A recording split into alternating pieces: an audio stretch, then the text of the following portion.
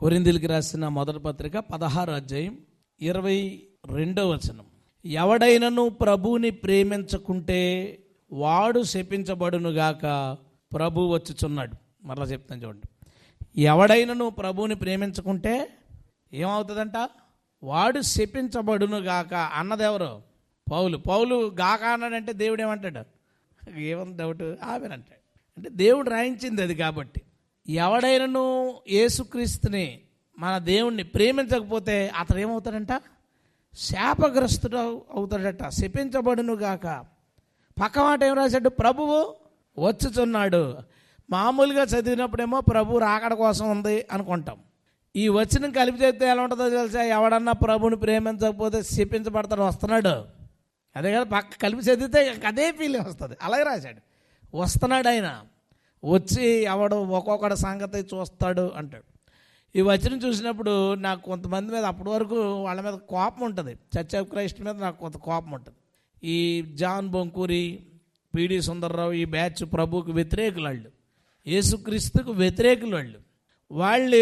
వాళ్ళ మీద కొంత నాకు కోపం ఉంటుంది. మీన్స్ పరిచర్య పరంగా వాళ్ళు వాక్య విరోధులు. కాబట్టి ఈ మాట చదివినప్పుడు జాలేసేస్తుంటుంది.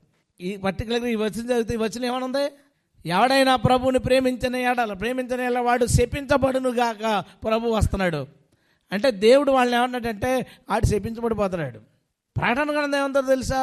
అనేక మంది పాపుల గురించి రాసి నిషిద్ధమైనది, శపించబడింది ఏది పరలోకం రాదంటాడు. దేవునికి స్తోత్రం.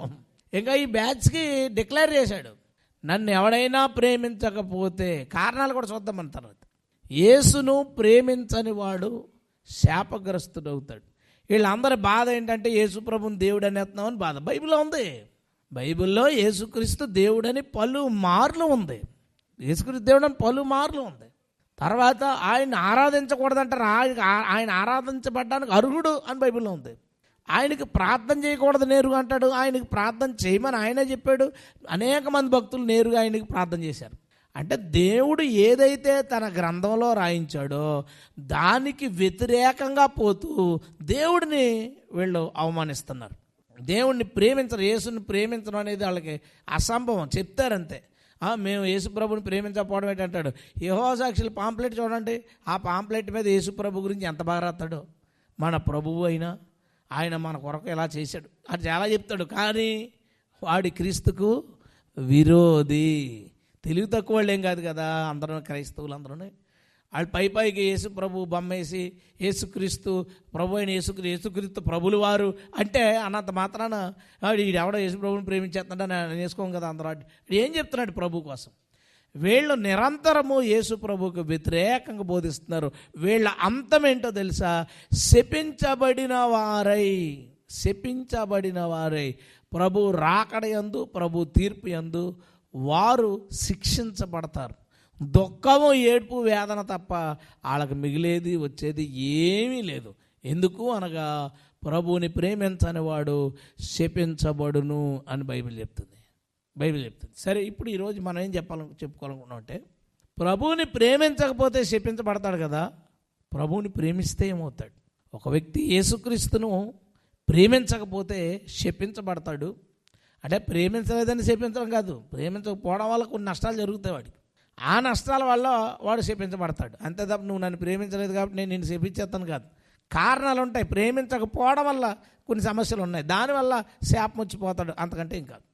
వీళ్ళందరూ ఎంతవరకు వెళ్ళిపోయారంటే యేసుక్రీస్తును హెచ్చించేస్తున్నారు. యేసుక్రీస్తు మల్లాటివాడే అనేశారు. చర్చ్ ఆఫ్ క్రైస్ట్ అస్తమాను ప్రసంగాలు ఎలాగ చేస్తారు? యేసుక్రీస్తు దేవుడు కుమారుడు అని ఉందనుకోండి, ఇదిగో మనం దేవుని కుమారులు కదా, యేసుక్రీస్తు ఆత్మచేతన పడ్డాడు, మనం ఆత్మచేతన పడలేదా? ఇలా ప్రతిదీ యేసుక్రీస్తుతో పోల్చుకుంటారు. ఆయన కన్యకు పుట్టాడు తప్ప మిగతావేవి ఆయనకి మనకి తేడా లేవు. ఆయన మనం ఒకలాంటి వాళ్ళమే అంటాడు. ఒకడు కాలు జారిపోయి కాలంలో పడిపోయాడు పెద్ద చెరువులో. ఆడు మునిగిపోతుంటే ఆ ఒడ్డు మీద వెళ్ళిపోతున్నవాడు దూకాడు. అందులోకి దూకి మొత్తానికి ఆయన రక్షించాడు అనుకుందాం. ఈ రక్షించబడినాడు, నేను పడ్డాను కాల్లో, నువ్వు పడ్డావు కాల్లో, నీకు నాకు తేడా ఏంటంటే అసలు అలా అన్నాడు అనుకుందాం. నిజమే కదా, ఆడు పడ్డాడు, ఈయన పడ్డాడు. కాకపోతే ఈయన ఆడు కోసం పడ్డాడు. ఈడు మనిషి, ఆయన మనిషే.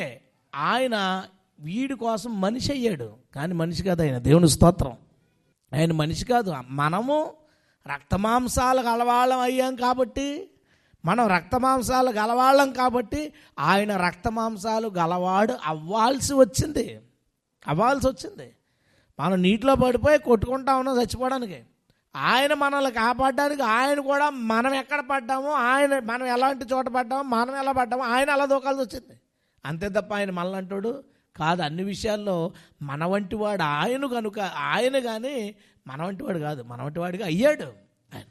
అంటే అంత దిగజారిపోయి యేసుక్రీస్తుని సామాన్యమైన మనుషుల స్థితికి దిగజార్చేయడానికి, లాగేయడానికి ప్రయత్నం చేశారు వీళ్ళు. కారణం ఏంటి? ఆయన మీద ప్రేమ లేదు వీళ్ళకి. ప్రేమ ఉంటే అలా ఉండదు. యేసుక్రీస్తును ప్రేమించని వాడు శపించబడునుగాక. ఆమెను అందం ఈసారి గట్టిగా ఆమెన్. హల్లెలూయా. ఈ ఆమెను అండర్లైన్ చేసుకోండి, చివరి చూసుకుందాం దీని గురించి. రైట్. యేసుక్రీస్తుని ప్రేమిస్తే ఏం జరుగుతుంది దాని గురించి మనం ఈరోజు మాట్లాడుకుందాం. చిన్న ప్రార్థన చేసుకుందాం అండి, స్తోత్రం చెల్లిద్దామండి ఒకసారి. హల్లెలూయా. దేవుడిని ప్రేమిస్తే ఏమవుతుంది? ప్రేమించకపోతే శపించబడతాం.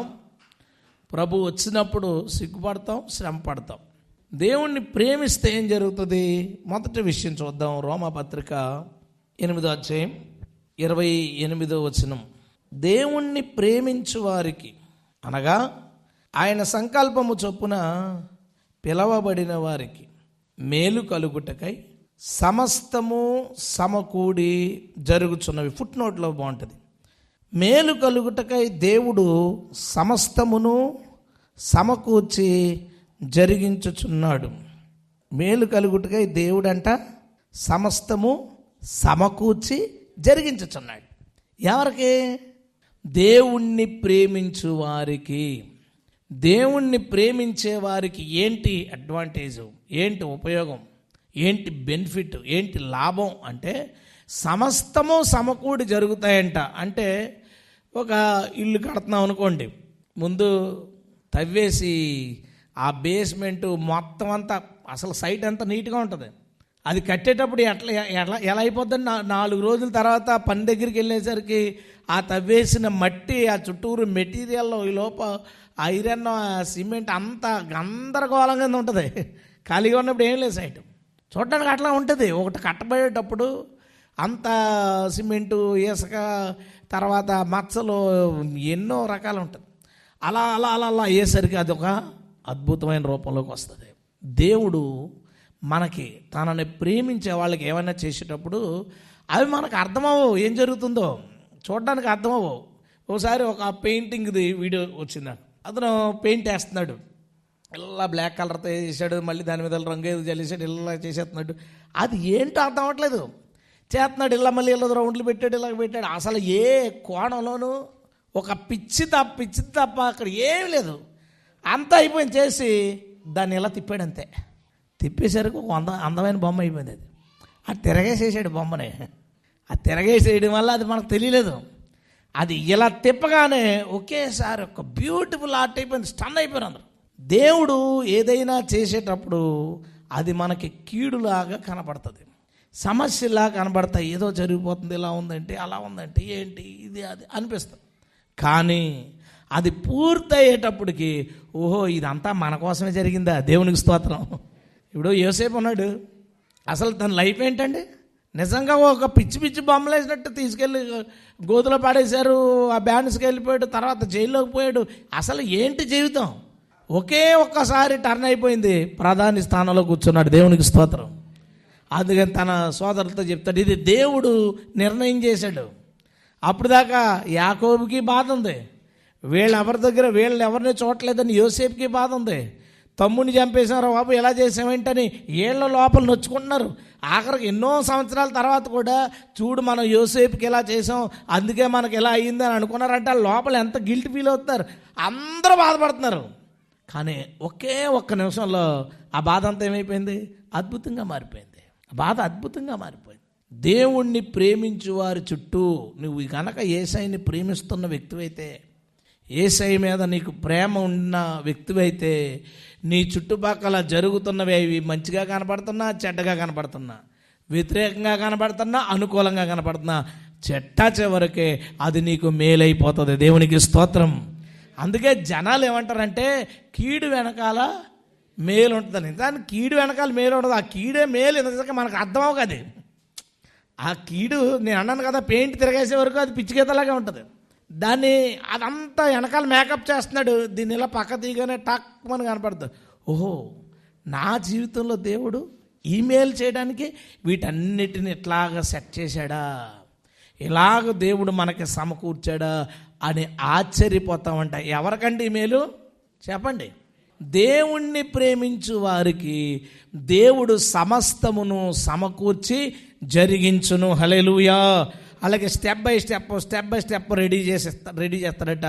దాన్ని ఒక సరైన టైంలో మన చేతిలో పెడతాడట. మన లైఫ్లో అలాంటివి చూస్తుంటాం, కానీ మనకు అర్థం అవుతుంది. చూస్తుంటాం, అసలు ఎందుకు ఇందులో పడ్డాం, అసలు ఇదెందుకు వచ్చిందిరా బాబు అనుకుంటాం.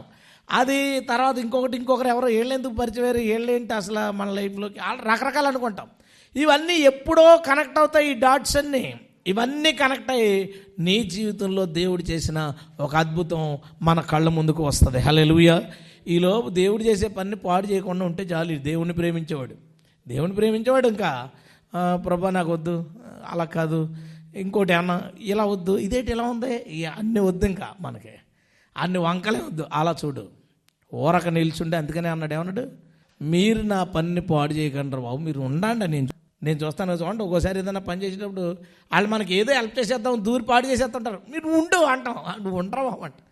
దేవుడు ఏమంటాడు, ఊరక ఉండు, మొత్తం అంతా నేను చూసుకుంటాను, నువ్వు పాడు చేయకు, నీకోసం ఇదంతా చేస్తున్నాను. దేవునికి స్తోత్రం. హల్లెలూయా. రెండో విషయం చూద్దాం. రెండో విషయం, కొరింథీయులకు రాసిన మొదటి పత్రిక. నేను అన్నీ ఈరోజు చాలా షార్ట్గా చెప్పుకుని వెళ్ళడానికి ప్రయత్నం చేస్తాను. మీరే దాన్ని మనసులో పెట్టుకుని దాన్ని విశ్లేషించుకుని ఇది కూడా జరుగుతుంది. మ్యాక్సిమం అందరూ నోట్ చేసుకోవడానికి కూడా ప్రయత్నం చేయండి. ఇన్ని మాటలు చెప్పానంటే పెద్దది ఉంటుందని వాక్యం, అది మీరు వాటికి ఊహించుంటారులే మీరు. రెండో విషయం చూడండి, కొరింథీయులకు రాసిన మొదటి పత్రిక 2వ అధ్యాయం 9వ వచనం. ఇందును గూర్చి దేవుడు తనను ప్రేమించు వారి కొరకు ఏవి సిద్ధపరిచెనో అవి వాళ్ళ కంటికి కనబడలేదంట, చెవులకి వినబడలేదంట, కానీ ఆత్మ వలన మనకు అవి బయలుపరచబడుతున్నాయట. సరే, అక్కడ మాత్రం ఒక లైన్ కన్ఫర్మ్ అయింది. వాళ్ళకి తెలియలేదు, మనకు తెలిసి ఉండొచ్చు, కానీ దేవుడు చేసిన పని మాత్రం ఒకటి అక్కడ ఉంది. దేవుడు తనను ప్రేమించు వారి కొరకు ఏవి సిద్ధపరచెనో, ఏం చేశాడంట, సిద్ధపరచెనో. ఇందాకదేంటి, మన ముందే తయారవుతుంటుంది అది. ఆ మేలు లేదా ఆ అద్భుతం మన ముందే నెమ్మదిగా రెడీ అవుతుంటుంది. ఇదేంటంట, అలాంటివి చేస్తాడట. అంటే కీళ్ళగానే కనిపించావు, ఈ కీళ్ళన్నీ కలిపి ఓ మేలుగా మారుస్తాడంట. అది చేస్తాడట దేవుణ్ణి ప్రేమించే వాళ్ళకి. రెండోది ఏంటంటే, ఆయనే రెడీ చేసి పెట్టేసి తెస్తాడట ఒకసారి. అది మనకు తెలీదు, అలాంటిది ఒకటి చేస్తున్నాడని తెలీదు. రెడీ చేసి మన ముందుకు తెస్తాడట. నేను 2010లో సేవకు వచ్చిన తర్వాత 2015 వరకు మళ్ళీ బండి మీద తిరిగాను 1,00,000 కిలోమీటర్ల పైన. ఆ తర్వాత కారు అవసరం వచ్చింది, ఇక్కడ కన్స్ట్రక్షన్ జరుగుతుంది, మీటింగ్స్కి ఎక్కువ వెళ్తున్నాను, ఇంకా ఇవన్నీ రకరకాలు ఉంది. సో కారు దేవుడు ఇచ్చే టైం వచ్చింది. మొత్తానికి దేవుడు నాతో మాట్లాడాడు, కలర్ చూపించాడు, అంత బాగానే ఉంది, చిన్న కారు చూపించాడు. ఓకే, సిద్ధంగా ఉన్నాను నేను తీసుకోవడానికి. నేను మా అన్నకు ఫోన్ చేసి కారు కొనుక్కుంటాను నేను అని అన్నాను. అంటే అయితే ఒక బ్రోకర్ నెంబర్ ఇస్తాను మీడియేటర్దే అని చెప్తే, సరే నేను నెంబర్ తీసుకున్నాను, కానీ చేయలేదు. అలా 2 రోజులు 3 రోజులు 4 రోజులు అయిన తర్వాత ఒకరోజు నేను ఇక్కడ కన్స్ట్రక్షన్ అవుతుంది, జనవరి 2016 నేను కాకినాడ వెళ్ళాను. నేను మన టీంలో కుర్రోడు వెళ్ళిన తర్వాత ఎలాగా వచ్చాను కదా అని అతనికి ఫోన్ చేశాను. ఫోన్ చేస్తే ఆయన, ఏమంటే ఇందాకే ఒక ఆయన కారు ఉందని ఫోన్ చేశాడండి, మీరు ఎక్కడ ఉన్నారన్నాడు. నేను బంక్ దగ్గర ఉన్నాను, పెట్రోల్ బంక్ దగ్గర, భానుగుడి దగ్గర. ఇక్కడికి వచ్చేయండి అన్నాను. ఆయన వచ్చేసి ఆయనకి ఫోన్ చేశాడు, పార్టీని కూడా అక్కడికి వచ్చామన్నాడు. ఈయన వచ్చాడు ముందు, మేము మాట్లాడుకుంటున్నాం, మీరు ఆయన తమ్ముడా అండి, మిమ్మల్ని ఎప్పుడు చూడలేదు అన్నాడు. మేము అందరం మాట్లాడుకున్నాం. ఈలోపు కారు వేసుకుని వచ్చాడు.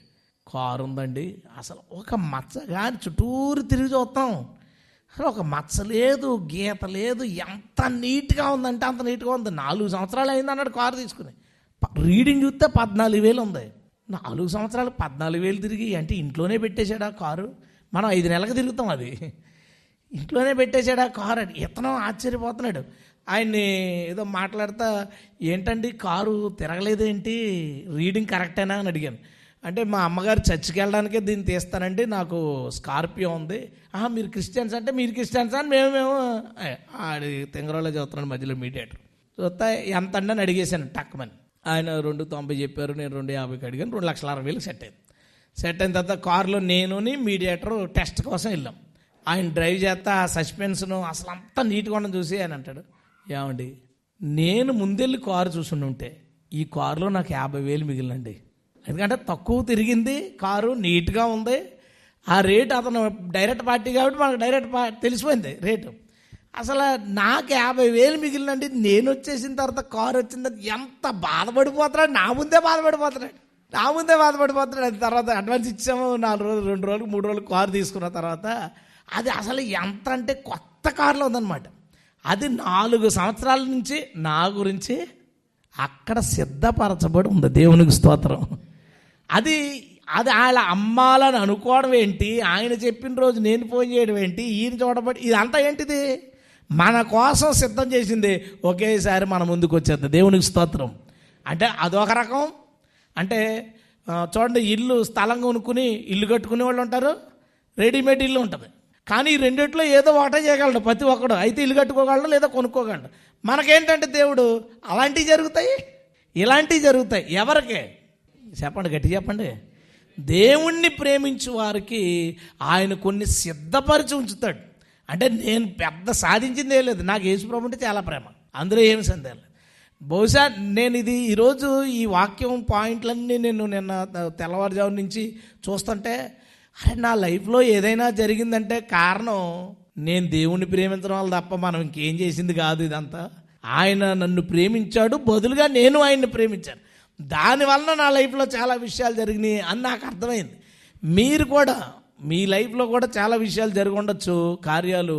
వాటికి కారణం మనకి దేవుడి మీద ఉన్న ప్రేమ. హల్లెలూయా.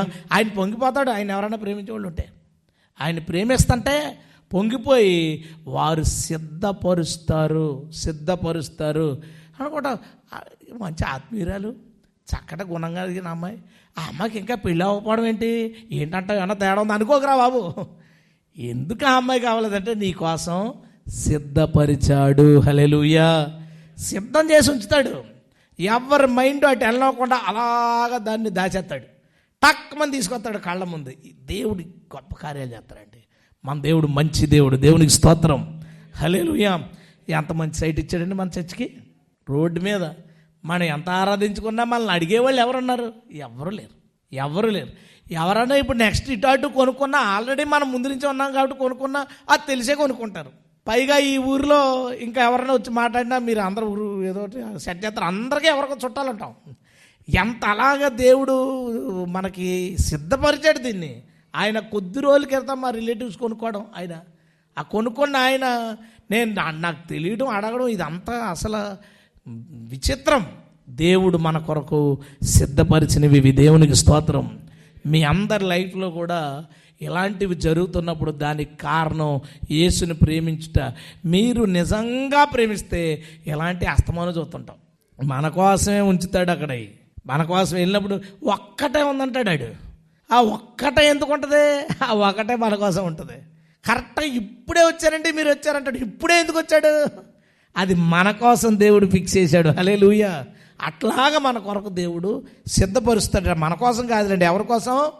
గట్టిగా చెప్పాలి. ఆయన్ని ప్రేమించే వారి కొరకు. 2 విషయాలు చెప్పాను. 3వ విషయం కీర్తనల గ్రంథం. అంటే ఇవన్నీ మీరు ఊహించుకోండి ఇంకా దేవుడు ఎట్లా చేస్తాడు అని. కీర్తనల గ్రంథం 91వ కీర్తన 14వ వచనం. అతడు నన్ను ప్రేమించుచున్నాడు గనుక నేను అతన్ని తప్పించదను. ఎంత బాగుందండి మాట. అతడు నన్ను ప్రేమించుచున్నాడు గనుక నేను తప్పించదను. తెలివితేటలుండి కాదట, పెర్ఫార్మెన్స్ చేసి కాదట. ఎందుకంటే తప్పించాడు? అతడు నన్ను ప్రేమిస్తున్నాడు కనుక నేను అతనిని తప్పించదను. దొరికిపోయాడు దావీదు. దేవుని ప్రేమిస్తున్నాడు. ఏం చేశాడు? Simple escape. నేను చదువుతుంటే ఎక్కువ నా లైఫ్ కనబడతా ఉంది. ఈ పాయింట్ ఏంటి? అట్లా ఎన్నిట్లో కేసుల్లోకి దూరిపోవడం, తప్పించుకోవడం వచ్చేయడం. మనుషులకు దొరికేయడం, తప్పించుకుని వచ్చేయడం, మనుషులకు తెలిసిపోవడం, ఫాలో చేయడం, తప్పించుకుని వచ్చేయడం. అసలు ఎట్లాగా కార్యాలు. నిన్న నేను మీటింగ్ చూసుకుని మొన్న నైట్ వచ్చేసాను. కారు పెట్టాను. ఒక 2 hours తర్వాత నేను ఒక కారులో ఏదో మర్చిపోయానని కారు దగ్గర చూసుకొని టైర్ కాలిపోయి ఉంది. మొత్తం కాలిపోయి ఉంటే నాకు అది చూసినప్పుడు ఒక ఇన్సిడెంట్ గుర్తొచ్చేది. అది జనరల్గా, కానీ ఒక విషయం గుర్తొచ్చింది. అది ఎందుకు గుర్తొచ్చిందో తర్వాత తెలిసింది. అంటే ఫ్రైడే నైటే దేవుడికి ప్లాన్ ఉంది ఈ వాక్యం చెప్పడం. నాకు చెప్పలేదు అంతే, ఆయన ప్లాన్ ఉంటుంది కదా. నాకు ఒక ఇన్సిడెంట్ గుర్తొచ్చింది. అది ఎట్లా సరిపోతుందంటే, ఒకసారి ఒక మీటింగ్కి వెళ్ళాను. మార్నింగ్ వాక్యం చెప్పేశాను, వచ్చేసాను. ఇంటి దగ్గరికి వచ్చి నేను ఫ్రెష్ అయ్యి మళ్ళీ ఇంకో మీటింగ్కి వెళ్ళిపోవాలి. నైట్ అంటే బయలుదేరి 4కి ఎప్పుడో బయలుదేరి వెళ్ళిపోవాలి. లాంగ్ మీటింగ్ తున్నించి వచ్చి అప్పటికి కొంచెం ఈ బ్రహ్మాం దాని మీద ఎక్కువ వర్క్ చేస్తున్నాం, కొంచెం ఎక్కువ అటాక్స్ అయ్యి జరుగుతున్నాయి. నా ఫస్ట్ కారు ఉన్నప్పుడు అది కారు పెట్టేశాను, పైకి వెళ్ళాను. ఒక్క ½ an hour కూడా ఉండదు టైము ఉండి వచ్చేసాను. రెడీ అయిపోయి కిందకు వచ్చేసరికి మొత్తం గాలిపోయి ఉంది. టైర్ది గాలిపోయి ఉంటే ఇదేంటి ఎలా అయిపోయింది, అప్పుడే కదా వచ్చాను, ట్యూబ్లెస్ టైరు, సడన్గా ఏమైందంటావు అని చూస్తుంటే అది ఇంత ఘాటు పెట్టేసినట్టు ఉంది టైర్కి. ఏ స్క్రూ డ్రైవర్తోనో గుచ్చేసినట్టు ఎంత ఘాటు. హైవేలో వెళ్ళాను, హైవేలో వచ్చాను. ఏంటి పోలే టైర్ మార్చుకుని వెళ్ళిపోదాం అనుకుని డిక్కీ ఓపెన్ చేశాను. స్టెఫిన్ టైర్ కోసేసి ఉంది. డైరెక్ట్గా ఇంత మొక్క కోసేసి ఉంది. అంటే నేను మీటింగ్ నుంచి వస్తుంటే దారిలో గాలిపోతుంది, ఎక్కడ ఆగిపోతాను, స్టెఫిన్ కూడా మార్చుకోకుండా స్టక్ అయిపోతే అక్కడ నా మీద అటాక్ చేద్దామని ఎవరో ప్లాన్ చేశారు. అదేం చేసిందో తెలుసా, గాలి పోకుండా ఇంటికి వచ్చి ఇంటి దగ్గర పోయింది. అది దేవునికి స్తోత్రం. దీనికి కారణం కారు ఏమైనా ఆలోచించిందా నా గురించి, నా మీద ఇలాంటి ప్లాన్ ఉందని నేనేమైనా ఆలోచించానా? కాదు, నేను దేవుణ్ణి ప్రేమిస్తున్నాను, ఆయన నన్ను తప్పించాడు. దేవునికి స్తోత్రం. ఎంత విచిత్రం. ఆ రోజు నేను పిలిచి సత్యాకి అక్షయ్ ఇంకా చిన్నోడు బాగా చూపించాను. ఆశ్చర్యపడి మా నాన్న ఆశ్చర్యపడి టైర్ కోస్తుందట. కోసలేదు నాన్న, బరస్ట్ అయిపో, మా నాన్న కంగారు పడతాడని. ఇది బరస్ట్ అయిపోతే డిక్కీలో పడేసాను అంటే నన్ను ఉత్తినే కోసేసేద్ది. నేను చుట్టూరు చూశాను, ఎవరున్నారా, ఇక్కడ ఎవడన్నా చేశాడని ఆలోచించుకుంటే ఇక్కడ ఎవడలేడు. ఓహో, ఇది తుని దగ్గర చేశాడు ప్లాను, కానీ దేవుడు నన్ను తప్పించాడు. దేవునికి స్తోత్రం. అలా ఎన్ని తప్పుకుంటున్నాం మనం? తప్పించబడుతున్నాం అంటే కారణం దేవుణ్ణి ప్రేమించే వారిని దేవుడు తప్పిస్తాడు. అడ్వాంటేజ్ చూడండి. యేసు ప్రభువుని ప్రేమించడం వల్ల, మనం ఎవరైనా మనుషుల్ని ఎక్కువ ప్రేమించడం వల్ల మనకు వచ్చేది ఏంటంటే బాధ, ఏడుపు, అసూయ, హర్ట్ అవ్వడం, ద్రోహం, అప్పుడప్పుడు ఆనందం. యేసు ప్రభువుని ప్రేమించడం వల్ల ఎన్ని అడ్వాంటేజెస్ ఉన్నాయి చూడండి. మొదటిది ఏంటి, సమస్తము సమకూర్చి జరిగిస్తాడు. రెండోది ఏంటి, సిద్ధపరిచి ముందుకు తెస్తుంటాడు కొన్ని. మూడోది ఏంటి, ఆయన మనల్ని తప్పిస్తాడు. మరొక మాట చూద్దాం. 4వ కీర్తనల గ్రంథం 145 కీర్తన 20వ వచనం చూడండి. యెహోవా తనను ప్రేమించు వారందరినీ కాపాడును. ఏం చేస్తాడంట? తనను ప్రేమించు వారందరినీ కాపాడును. చెప్పండి గట్టిగా, కాపాడును. దేని నుంచి కాపాడుతాడు? రోగం నుంచి కాపాడుతాడు, వస్తుంది కానీ బతికేస్తాం. ప్రమాదాల నుంచి కాపాడుతాడు, వస్తాయి తప్పించేసుకుంటాం, కాపాడబడిపోతాం.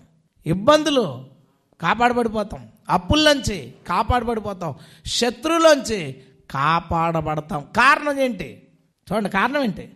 అతడు దేవుణ్ణి ప్రేమించుచున్నాడు కాబట్టి దేవుడు అతన్ని కాపాడతాడట. హల్లెలూయా. యెహోవాను ప్రేమించు వారందరినీ ఆయన కాపాడును. ఆ రెస్పాన్స్ ఆయన తీసుకుంటాడట.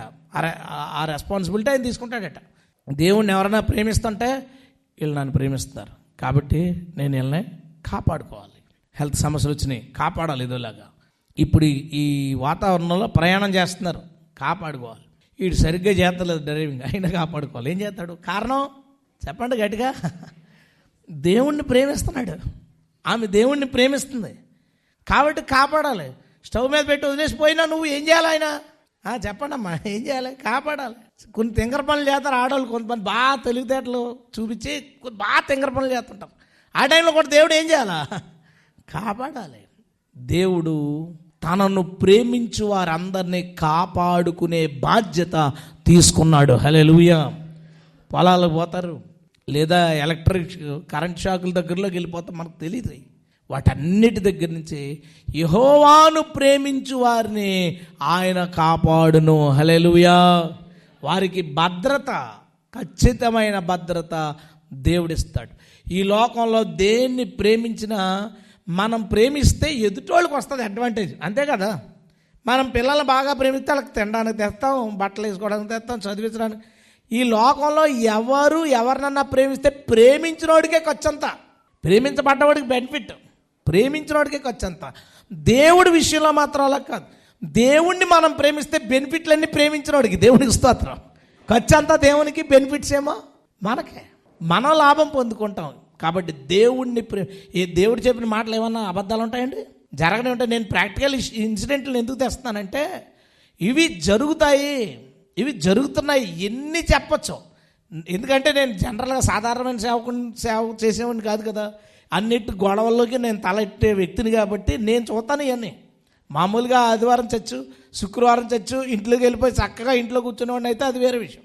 కానీ సువార్త మీటింగ్కి వెళ్తే అక్కడ ఆడుకో మంట కలుగుద్ది, డిబేట్కి వెళ్తే ఆడికి ఇంకో రకం మంట కలుగుద్ది, పాస్టల్ మీటింగ్కి వెళ్తే వాళ్ళకి ఇంకో రకం మంట కలుగుద్ది.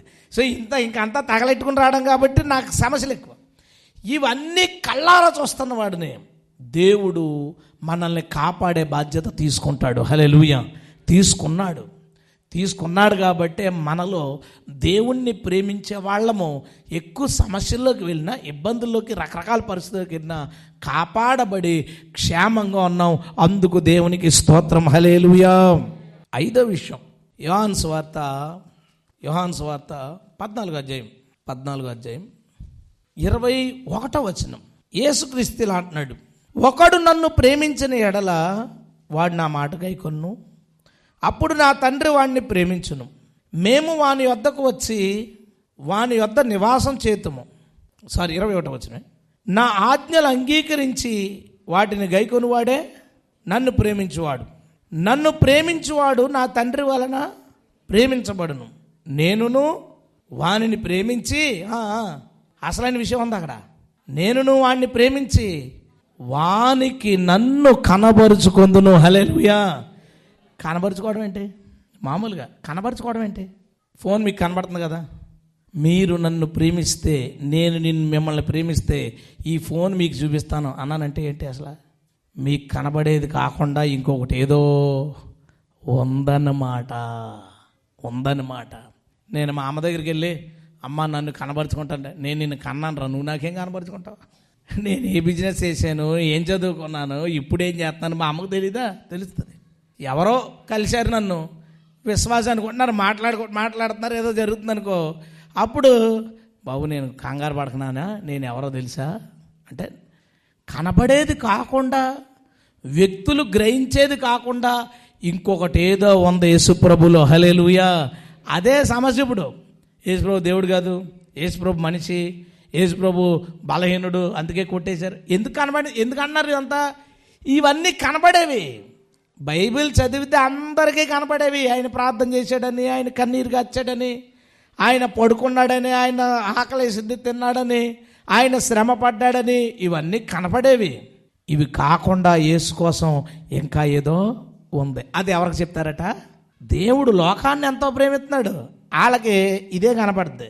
రివర్స్లో దేవుడిని ప్రేమిస్తారు చూసారా, వాళ్ళకి దేవుడిలో మనుషులు తమ కంటితో చూడలేనిది, వారు స్వభావ సిద్ధంగా చదివి తెలుసుకోలేనివి ఏవైతే ఉన్నాయో యేసుక్రీస్తు కొరకు, వాటిని ఆయన తనను ప్రేమించి వారికి బయలుపరచును. హల్లెలూయా. జకర్యా గ్రంథం 14వ అధ్యాయంలో అంటాడు, యెహోవా తన ప్రజలను తీసుకుని ఒలీవకొండ మీదకు దిగుతాడు, ఒలీవకొండ ముక్కలైపోద్ది, అక్కడి నుంచి ఒక నది పారుతుంది. ఆ దినమున యెహోవా ఒక్కడే అని, ఆయనకు పేరు ఒక్కటే అని జనులు తెలుసుకొందురు అని ఉంటుంది. ఎప్పుడు తెలుసుకుంటారంట జనులు? దేవుడు తన ప్రజలను తీసుకుని కొండ మీద అడుగు పెట్టినప్పుడు, ఓహో ఆయన ఒకడేనా, ఒకటే పేరు, వాళ్ళకి 2 పేర్లు కదా అని తెలుసుకుంటారట. అప్పుడు దాకా కాకుండా ఈలోపు షార్ట్ కట్గా తెలుసుకోవాలంటే అంతే. షార్ట్ కట్గా తెలుసుకోవాలంటే ఏం చేయాలో తెలుసా? దేవుణ్ణి ప్రేమిస్తే ఆయన ఏంటో కనపరుచుకుంటాడు. హల్లెలూయా. దానికి బైబిల్ డిగ్రీలు బైబిల్ కాలేజీలకు వెళ్ళడాలు, దానికి ఇది ఏంటంటామని 100 మంది కలిసి పరిశీలన చేసి పరీక్ష చేసి అంత పని చేయక్కర్లా. దేవుణ్ణి ఎవరు ఎక్కువ ప్రేమిస్తారో వారికి ఆయన తనను కనపరుచుకుంటాడు. హల్లెలూయా. పేతురు యోహానులు కొండ మీదకి తీసుకెళ్ళి ఆయన రూపాంతరమై అది వారికి కనపరుచుకున్నాడు. ఎందుకు? ఏ పనన్నా ముందు వెళ్ళాల్సిందే పేతురు. హార్ట్ఫుల్గా లవ్ చేసేది యోహాను, లాక్కెళ్ళిపోయాడు. దేవుడు తన ప్రత్యక్షత చూపాలని అనుకుంటే శిష్యులు 12 మంది, ఒకడు పోయాడు, మళ్ళీ పౌలు వచ్చాడు అనుకుందాం. ఈ 12 మందిలో దేవుడు కనుక తన ప్రత్యక్షతను చూపాలి ఎవరో ఒకరికే అనుకుంటే ఎవరిని సెలెక్ట్ చేసుకోవాలా? అంతే కదా. ఎందుకని? అందరికంటే యోహాను యేసును ఎక్కువ ప్రేమించాడు. యోహాను యేసును ఎక్కువ ప్రేమించాడు కాబట్టి ఇప్పుడు ఒకరికే కనపరుచుకోవాలనుకోండి దేవుడు, ఎవరికి కనపరుచుకుంటాడో తెలుసా? యోహానుకి. అందుకని ఏం చేశాడు? ఒక ఆదివారం ప్రార్థన చేసుకున్నాడు. పాపం ఏ గొడవ లేదు, స్తుతించుకుంటున్నాడు. ఈలోపు చిన్న మాట ఏదో డైలాగ్ వస్తే ఎవరని తిరిగాడు. అంతే. యేసు తాను ఏంటో బయలుపరిచాడు. హల్లెలూయా. ఈ దుర్బోధకులు, క్రీస్తు విరోధులు మత్తయిలో ఏముందంటే, యోహానులో ఏముందంటే, మార్కులో ఏముందంటే, ప్రకటన గ్రంథం దగ్గరికి ఎందుకు రావు నువ్వు? ప్రకటన గ్రంథంలో ఆయన తల గురించి, ఆయన స్వరం గురించి, ఆయన కళ్ళు గురించి, నీ కళ్ళు అలా ఉన్నాయా? నీ స్వరం అలాగా ఉందా? ఆయన మాట్లాడుతుంటే అంట ఓ విస్తార జల ప్రవాహాలు. అసలు వాటర్ ఫాల్స్ దగ్గర మనం మాట్లాడుకుంటే ఒకరి మాట ఒకరికి వినపడదు. ఒక దగ్గర విస్తార జల ప్రవాహాలు అంటే సౌండ్ ఎలా ఉంటుంది చూడండి. సౌండ్ ఎలా ఉంటుంది? యోహాను అప్పుడు దాకా గుండెలు కౌగిలించుకుని ఉన్న వ్యక్తి, బాగా అలవాటు యేసు ప్రభు, చూసి చూడగానే చచ్చిపోయిన వాళ్ళే పడిపోయాడంట. యేసు తనను ప్రేమించు వారికి ఆయన తనను కనపరుచుకొనును. హల్లెలూయా. అప్పుడు దాకా వీడికి ఎన్ని సిద్ధాంతాలు ఉంటాయో, ఎన్ని గొడవలు ఉంటాయో. నేనేదో రాస్తూ ఆర్టికల్, ఈ యేసు ప్రభు నాకు అర్థం అవ్వలేదు సరిగ్గా. నేను, ప్రభు నువ్వేంటో నాకు చెప్పు, ఒకడవా ముగ్గురువా? నేనేమో ముగ్గురు అనుకుని మొదలెడితే ఒకడి కింద కనపడుతున్నావు. నేను ఏం చేయాలి నాకు తెలియట్లేదు, నువ్వు నాతో మాట్లాడు, నువ్వు నాకు చెప్తే సరిపోద్ది అనుకున్నాను. అడిగాను, ఒక రోజు అడిగాను, 2 రోజులు, 3వ రోజు నాతో మాట్లాడాడు. ఒక గోడ ఉంది, వచ్చాడు అంగి వేసుకుని, ఒక డొక్కు ఉంది, ఆ డొక్కులో బ్రష్ ముంచాడు, గీశాడు, ఒక కలర్ పెయింట్ రెడ్ బ్రష్ వచ్చింది. మళ్ళీ అదో డొక్కులో ముంచాడు, పక్కన గీశాడు, ఇంకో కలర్ వచ్చింది, గ్రీన్ సంథింగ్. మళ్ళీ అదో డొక్కులో ముంచాడు, పక్కన గీశాడు, ఇంకో కలర్ వచ్చింది. రంగులు ఎన్ని అన్నాడు? 3 అన్నాను. గోళ్ళు ఎన్ని అన్నాడు? 1 అన్నాను. వెళ్ళిపోయాడు అంతే. అంటే నేను ఒకడనే బోల్డ్ రంగులు వేసుకుంటాను, నీకేమి? నేను ఒకడనే ఎన్నో రకాలుగా వస్తాను. అది ఎప్పుడు తెలుస్తుందంట ప్రజలకే? అది మామూలుగా ప్రేమించినా ప్రేమించకపోయినా ఎప్పుడు తెలుస్తుంది? యేసు ప్రభు తన ప్రజలను తీసుకుని ఒలీవ కొండ మీద అడుగు పెట్టినప్పుడు ఆ దినము లోకమంతా గుండెలు బాదుకుని ఏడుస్తా చూసి, ఆ దినము యెహోవా ఒక్కడే అని, ఆయనకు పేరు ఒక్కటే అని ప్రజలు తెలుసుకుంటారు. దేవునికి స్తోత్రం. ఈ లోపు వాళ్ళు తెలుసుకోవాలంటే ప్రేమించే వాళ్ళకి సీక్రెట్లు అన్నీ చెప్పేస్తాడు. అంతే కదా. జనరల్గా ఏంటంటే మనం ప్రేమించే వాళ్ళకి చెప్పేస్తుంటాం సీక్రెట్లు. ఇది కొంచెం తేడా. ఆయన్ని ప్రేమించే వాళ్ళకి ఆయనను బయలుపరుచుకుంటాడు. దేవునికి స్తోత్రం. అందుకే మీరు గమనించండి, ఒక 30 ఏళ్ళ క్రితం 20 ఏళ్ళ క్రితం రాయబడిన పాటలు చూడండి. ఆ పాటల్లో పరిశుద్ధాత్మకి, యేసు ప్రభుకి, యెహోవాకి తేడా ఉండవు. ఆ పాటలో మనం పాడుతుంటాం రెగ్యులర్గా. హల్లెలూయా స్తుతి మీద తీసుకోండి, ఇంకోటి ఏ పాటలన్నా తీసుకోండి, యేసన్న గారి పాటలు తీసుకోండి, ఏమన్నా తీసుకో, అవన్నీ ఎట్లా ఉంటాయి తెలుసా? పాత నిబంధనలో యెహోవా చేసినవి యేసు ప్రభు పేరు ఉంటుంది కొన్నిసార్లు. కొత్త నిబంధనలో వాటికి యెహోవా పేరు ఉంటుంది. పరిశుద్ధాత్మ చేసిన పనులకి యేసుక్రీస్తు పేర్లు ఉంటాయి. వాళ్ళకి ఏమీ ఎందుకు తెలియలేదు? చదువులేక, వాళ్ళకి డాక్టర్ని తెలియక, అవగాహన లేక కాదు. వాళ్ళు దేవుణ్ణి ప్రేమించి దేవుడు అంటే ఏంటో వాళ్ళకి అర్థమైంది. దేవునికి స్తోత్రం. దేవుడు అంటే అర్థమైంది వాళ్ళకి. అందుకని దేవుణ్ణి ప్రేమించారు కాబట్టి దేవుడు ఒక్కడే అని రాసేసుకున్నారు వాళ్ళు. వీళ్ళు దేవుణ్ణి ప్రేమించరు. దేవుణ్ణి ప్రేమించరు. ఏం ప్రేమిస్తారంటే డిగ్రీలను ప్రేమిస్తారు, తెలివితేటలు ప్రేమిస్తారు. ఒకసారి నేను సేవకు వచ్చిన కొత్తలో ఒక యూత్ మీటింగ్ జరుగుతుంది. అందులో ప్రకాష్ గారు, ప్రవీణ్ గారు, ఇలా కొంతమంది పెద్దవాళ్ళు ఉన్నారు. కింద వాళ్ళు ప్రశ్నలు అడుగుతున్నారు. అందులో ఒకరు ప్రశ్న అడిగారు, ఏంటంటే యేసుక్రీస్తుకు నేరుగా ప్రార్థన చేయొచ్చా అని. ఓ ప్రొఫెసర్ లేచారు. ఆయన ఏమన్నాడంటే, యేసుక్రీస్తు ద్వారా తండ్రికి చేయమన్నది కాబట్టి అలాగే చేద్దామన్నాడు. అంటే కానీ యేసుప్రభు చేయకూడదు అంటలా. అంటే అనడానికి మనసు ఒప్పట్లేదు, అలాగని చేయండి అనడానికి కూడా వీళ్ళకి అదేంటి, యేసుక్రీస్తు ద్వారా తండ్రికి చేయాలి కానీ యేసుప్రభు చేయడం ఏంటి అనుకున్నారు. తర్వాత ప్రవీణ్ పగడాల గారు తీసుకున్నారు బైక్ తీసుకుని, నేను అనుకుంటున్నాను యేసుక్రీస్తుకు నేరుగా చేయొచ్చని నేను అనుకుంటున్నాను, అది నా ఉద్దేశం అన్నాడు ఆయన. నేను అనుకున్నా, ఉద్దేశం ఏంటి? ఉంది కదా యోహాను 14:14 నా నామం నిమిత్తం నాకు ప్రార్థన చేయమని ఉంది కదా అనుకున్నాను. అప్పటికేటి నాకు బైబిల్ కాలేదు, తెలీదు, ఏమి రీసెర్చ్ చేయలేదు. నాకు తెలిసింది వాళ్ళకి తెలియలేదంటే నాకు కానీ నేను కానీ తప్పు నేర్చుకున్నాను అనుకునేవాడిని. దేవుడి గురించి అన్నాను చెప్పినప్పుడు ఎవరన్నా వేరే వాళ్ళు వాళ్ళు ఏదో తండ్రి is father is not son is not holy spirit is not father ఇలా రాస్తుంటే నేనేమో దేవుడు ఆత్మ కనుక అని బైబిల్లో ఉంది. అంటే అర్థం ఏంటి? God is spirit. వీళ్ళ త్రిత్వం బొమ్మలు ఏమి రాశారు? God is not spirit, God is not spirit అన్నారు. యోహాను 4:4 అన్నాడు, 4:24 గాడ్ ఈజ్ స్పిరిట్ అన్నాడు. నేను తప్పు అర్థం చేసుకున్నానా? వీళ్ళు కదా, నాకు నమ్మకం కుదిరింది కదా, వాళ్ళేమే మేధావులు కదా. తర్వాత నేను ప్రసంగాలు చేసేటప్పుడు, ఈ వాక్యాలు చెప్పేటప్పుడు బైబిల్ కాలేజ్ ప్రొఫెసర్స్ అటెండ్ అయిన సందర్భాల్లో వాళ్ళు వచ్చి, ఇది మీకు ఎలా తెలిసిందండి? కరెక్ట్ అండి మీరు చెప్పింది, మేము కరెక్ట్ చేసుకుంటాం, మేము మార్చుకుంటాం. నాకేం అర్థమయ్యేది కాదు. ఈ వచనం దానికి అర్థమవుతుంది. ఇది మన తెలివో మన జ్ఞానమో కాదు. దేవుణ్ణి ప్రేమించే వాళ్ళకి ఆయన తనను బయలుపరుచుకుంటాడు. దేవునికి స్తోత్రం. ఆయన తనను బయలుపరుచుకుంటాడు. ఒకసారి ఒక కారులో పాస్టర్ గారు, నేను, 2-3 వెళ్తున్నాం. చిన్న ఆర్గ్యుమెంట్ స్టార్ట్ అయింది, చాలా చిన్నది. ఆయన చాలా పొలైట్గా మాట్లాడుతూ, అసలు ఒక్కడే అని అంటారు కదండి మీరు, అంటారట కదా, ఎట్లాగండి అది అన్నారు. నేను చాలా సింపుల్గా, సృష్టి ఎలా జరిగిందంటే యేసుక్రీస్తును ఆయన మూలంగా, ఆయనను బట్టి, ఆయన వలన సమస్తం కలిగింది అన్నాడు. అంటే యేసు ప్రభు వలన ఇదంతా కలిగింది అన్నాడు. అవునండి, తండ్రి యేసు ప్రభు ద్వారా చేశాడు అన్నాడు ఆయన. సరే అండి, ఆదికాండం 1వ అధ్యాయంలో యేసు ప్రభుని చూపించండి అన్నాను. సింపుల్గా. ఇప్పుడు ఆదికాండం 1వ అధ్యాయం కదా సృష్టి జరుగుతుందా? సృష్టి ఎలా జరిగిందంట? తండ్రి ద్వారా కుమారుడి నుండి సమస్తం కలిగే. యేసు ప్రభు ఎక్కడున్నాడు చూపించండి కుమారుడు అన్నాను.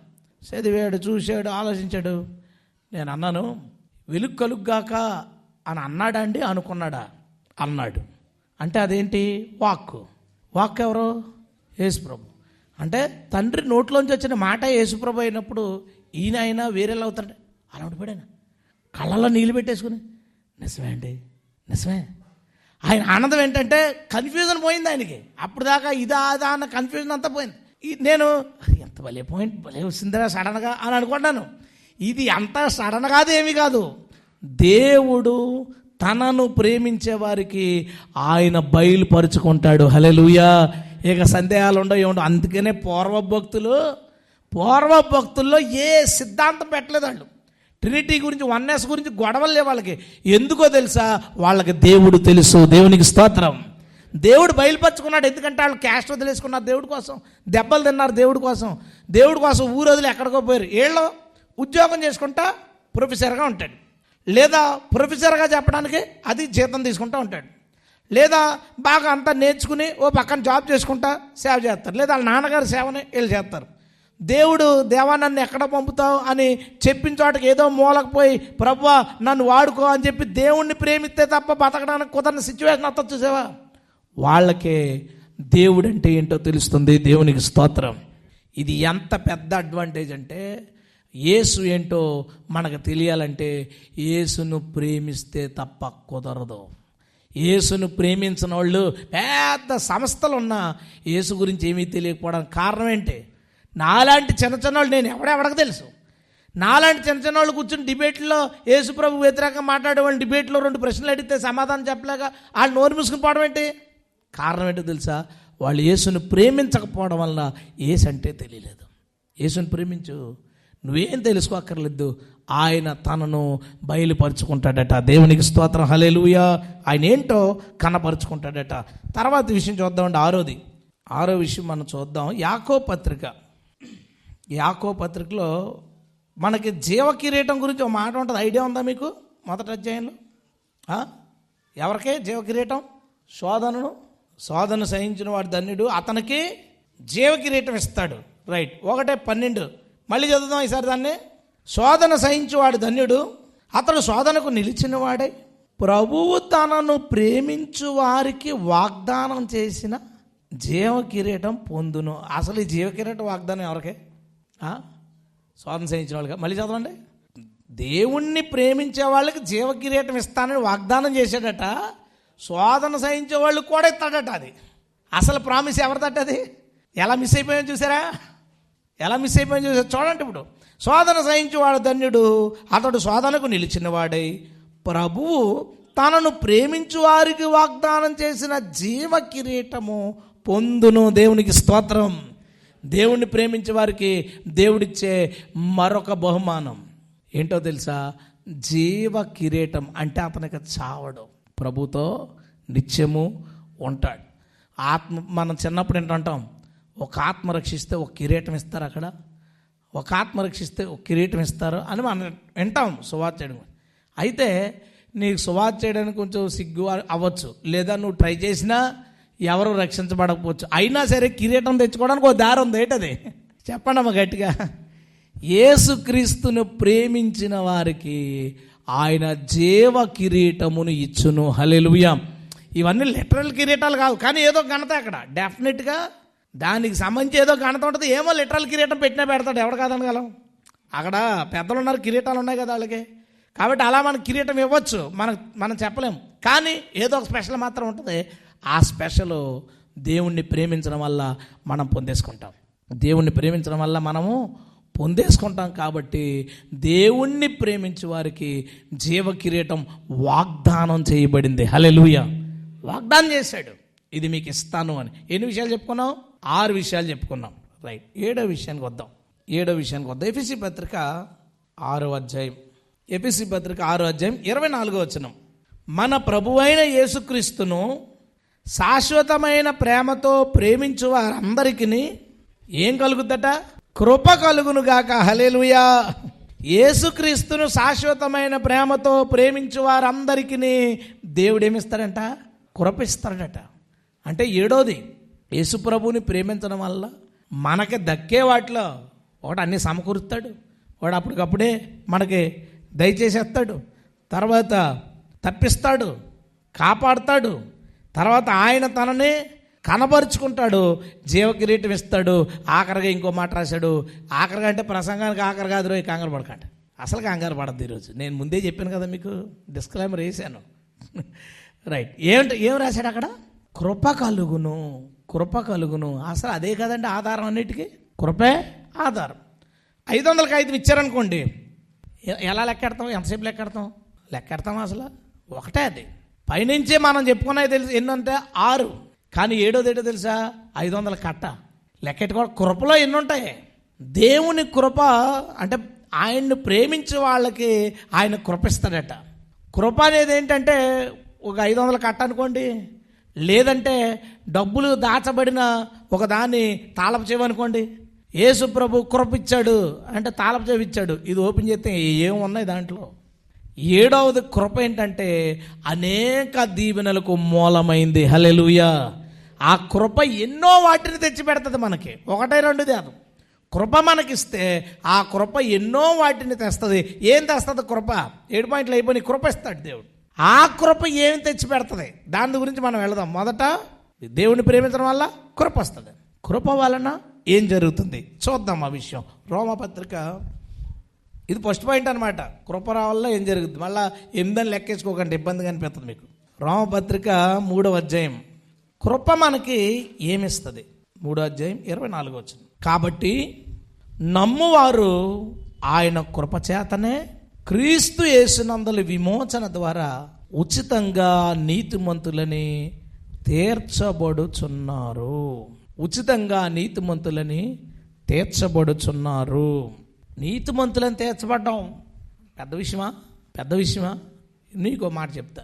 ఒక హిందూ ఉన్నాడు అనుకోండి, తనకొక ధర్మం ఉంటుంది, మనుస్మృతో లేదా ఇంకొకటి వాళ్ళకో ధర్మం ఉంటుంది. ముస్లిమ్స్ ఉన్నారనుకోండి, వాళ్ళకో ధర్మం ఉంటుంది. ఖురాన్తో పాటు హదీసులు ఉంటాయి, చాలా బుక్స్ ఉంటాయి, అవి వాళ్ళ ధర్మం. ఇస్రాయిల్ ఉన్నారనుకోండి, వాళ్ళకు ఒక ధర్మం ఉంది. ఏంటది? మోషే ధర్మశాస్త్రం. ఇవన్నీ ఏంటి? మనుషులకు ధర్మాన్ని చెప్పేవి, ఆయా మతస్థులకు ధర్మాన్ని చెప్పేవి. హిందువులు మనుస్మృతి చెప్పే ధర్మాన్ని పాటించాలి, ముస్లిమ్స్ ఖురాను హదీసులు చెప్పే ధర్మాన్ని పాటించాలి, లేదా యూదులు మోషే ధర్మశాస్త్రాన్ని పాటించాలి. దాని అంతటినే పాటిస్తే ఏమవుతారు వాళ్ళు? అప్పుడు నీతిమంతులు అవుతారు. ఒక వ్యక్తి తన ధర్మం అంతటిని పర్ఫెక్ట్గా పాటించినప్పుడు, ఇది చేస్తున్నాను, పండగ వచ్చినప్పుడు ఇది చేస్తున్నాను, ఆదివారం ఇది చేస్తున్నాను, శనివారం ఇది చేస్తున్నాను, పిల్లలు పుట్టినప్పుడు ఇది చేసేవాడిని, ఇల్లు కట్టుకున్నప్పుడు ఇది చేసేవాడిని. సరే, ఇవన్నీ చేసావు కాబట్టి నువ్వు నీతిమంతుడివి. మోసే ధర్మశాస్త్ర ప్రకారం కూడా ఏదన్నా చచ్చిపోయిన దాన్ని ముట్టుకున్నప్పుడు దాన్ని ప్రక్షాళన చేసుకున్నానండి, తర్వాత కానుక అక్కడ ఇచ్చుకున్నానండి, పిల్లడు పుట్టినప్పుడు డబ్బులు ఇచ్చుకున్నాను, బలి చేస్తా అన్నీ మరి చేయలేకపోయానండి. అయితే నువ్వు నీతిమంతుడు కాదు. ఆజ్ఞలు అన్నిటినీ పాటించినప్పుడు చివరికే ఆడేమవుతాడు? నీతిమంతుడు అవుతాడు. ఒక హిందువుని పిలిచే, ఏంటి మీదే? ధర్మంలో ఉన్నా. ధర్మం అది సనాతన ధర్మం. Okay, very good. సనాతన ధర్మం ఏం చెప్తుంది? తెలియదు సార్. ఏం చెప్తుందో తెలీదా? మైలు పాటిస్తారా? సనాతన ధర్మంలోదే. గృహప్రవేశాలు కొన్ని చేస్తారా? సనాతన ధర్మంలో. అన్నీ చేయరు. ఎందుకు చేయరు? అది ఏముందో తెలియదు కదా. ఏముందో తెలీదు. పెళ్ళిళ్ళు ఎలా చేయాలో, ఎవరికి పెళ్లి చేయాలో, ఎవరికి పెళ్లి చేయకూడదో ఏమీ తెలీదు. తెలిసిందనుకోండి, అప్పుడు తెలుస్తుంది వాళ్ళకి, ఓహో మనలో ఎవడో నీతిమంతులు లేడనమాట అని. ఎవడో నీతిమంతులు అంట. నిన్న కాక మొన్న వెల్డరు, మనకు తెలిసిన కుర్రాళ్ళు, అక్కడ ఒక చర్చ్ దగ్గర వెల్డింగ్ వర్క్ ఉందని అబ్బాయికి ఫోన్ చేసి ఎప్పుడు వస్తావు ఏంటి అని అడిగితే, ఏమంటే నాకు పెళ్లి చూపులండి, వాళ్ళు ఈరోజు వస్తాం రేపు వస్తాను అంటున్నారు, దాని గురించి ఆగుతున్నానండి. అంటే నేను అన్నాను, కంగారు ఏం పడకరా బాబు, నీ పెళ్లి చూపుల సంగతి చూసుకునేరా, ఏంటి సంగతి అని అంటే, ఏమో అండి సంబంధాలు వస్తున్నాయి, నచ్చట్లేదు, నచ్చితే జాతకాలు కుదరట్లేదు అన్నాడు. జాతకాలు కుదరపోయేటంటే వాళ్ళ జాతకం మా జాతకం పక్కన పెడుతుంటే గొడవలు వచ్చేస్తాయని ఉందండి. గొడవలు రానివాడు ఎవడున్నాడు ఇంతకే? గొడవలు వచ్చేస్తాయి అంటున్నారండి. సరే, మరి ఇప్పుడు ఏంటంటే, ఇప్పుడు వాళ్ళు రాకుండానే ముందు జాతకం చూపించుకున్నాడంట. ఎందుకు వచ్చి చూసుకున్న తర్వాత వీడికి నచ్చేస్తుంది, తీరా జాతకం కుదరట్లేదు. అందుకని ముందే చూసుకున్నాడంట. చూసుకుంటే ఆయన అన్నాడంట, నక్షత్రాలు కుదరట్లేదు, ఓ పని చేయి, పేరు చిన్న అక్షరం మార్చేసుకున్నాడంట. నేను అన్నాను, అక్షరం మార్చేస్తే గ్రహం ఇంకో పక్కకి వెళ్ళిపోద్దా అని అడిగాను. వెళ్తా కదండి అన్నాడు. మరి ఎలా జాతకం మారిపోద్ది? జాతకం ఏంటి? గ్రహాలు నక్షత్రాలు వాటన్నిటిని బట్టి జాతకం ఫిక్స్ చేస్తారు. కానీ ఏమంటాడంటే, వీడికి పెళ్ళి అయ్యలేదు అనుకుని ఉంటాడు ఆయన, పంతులు గారు.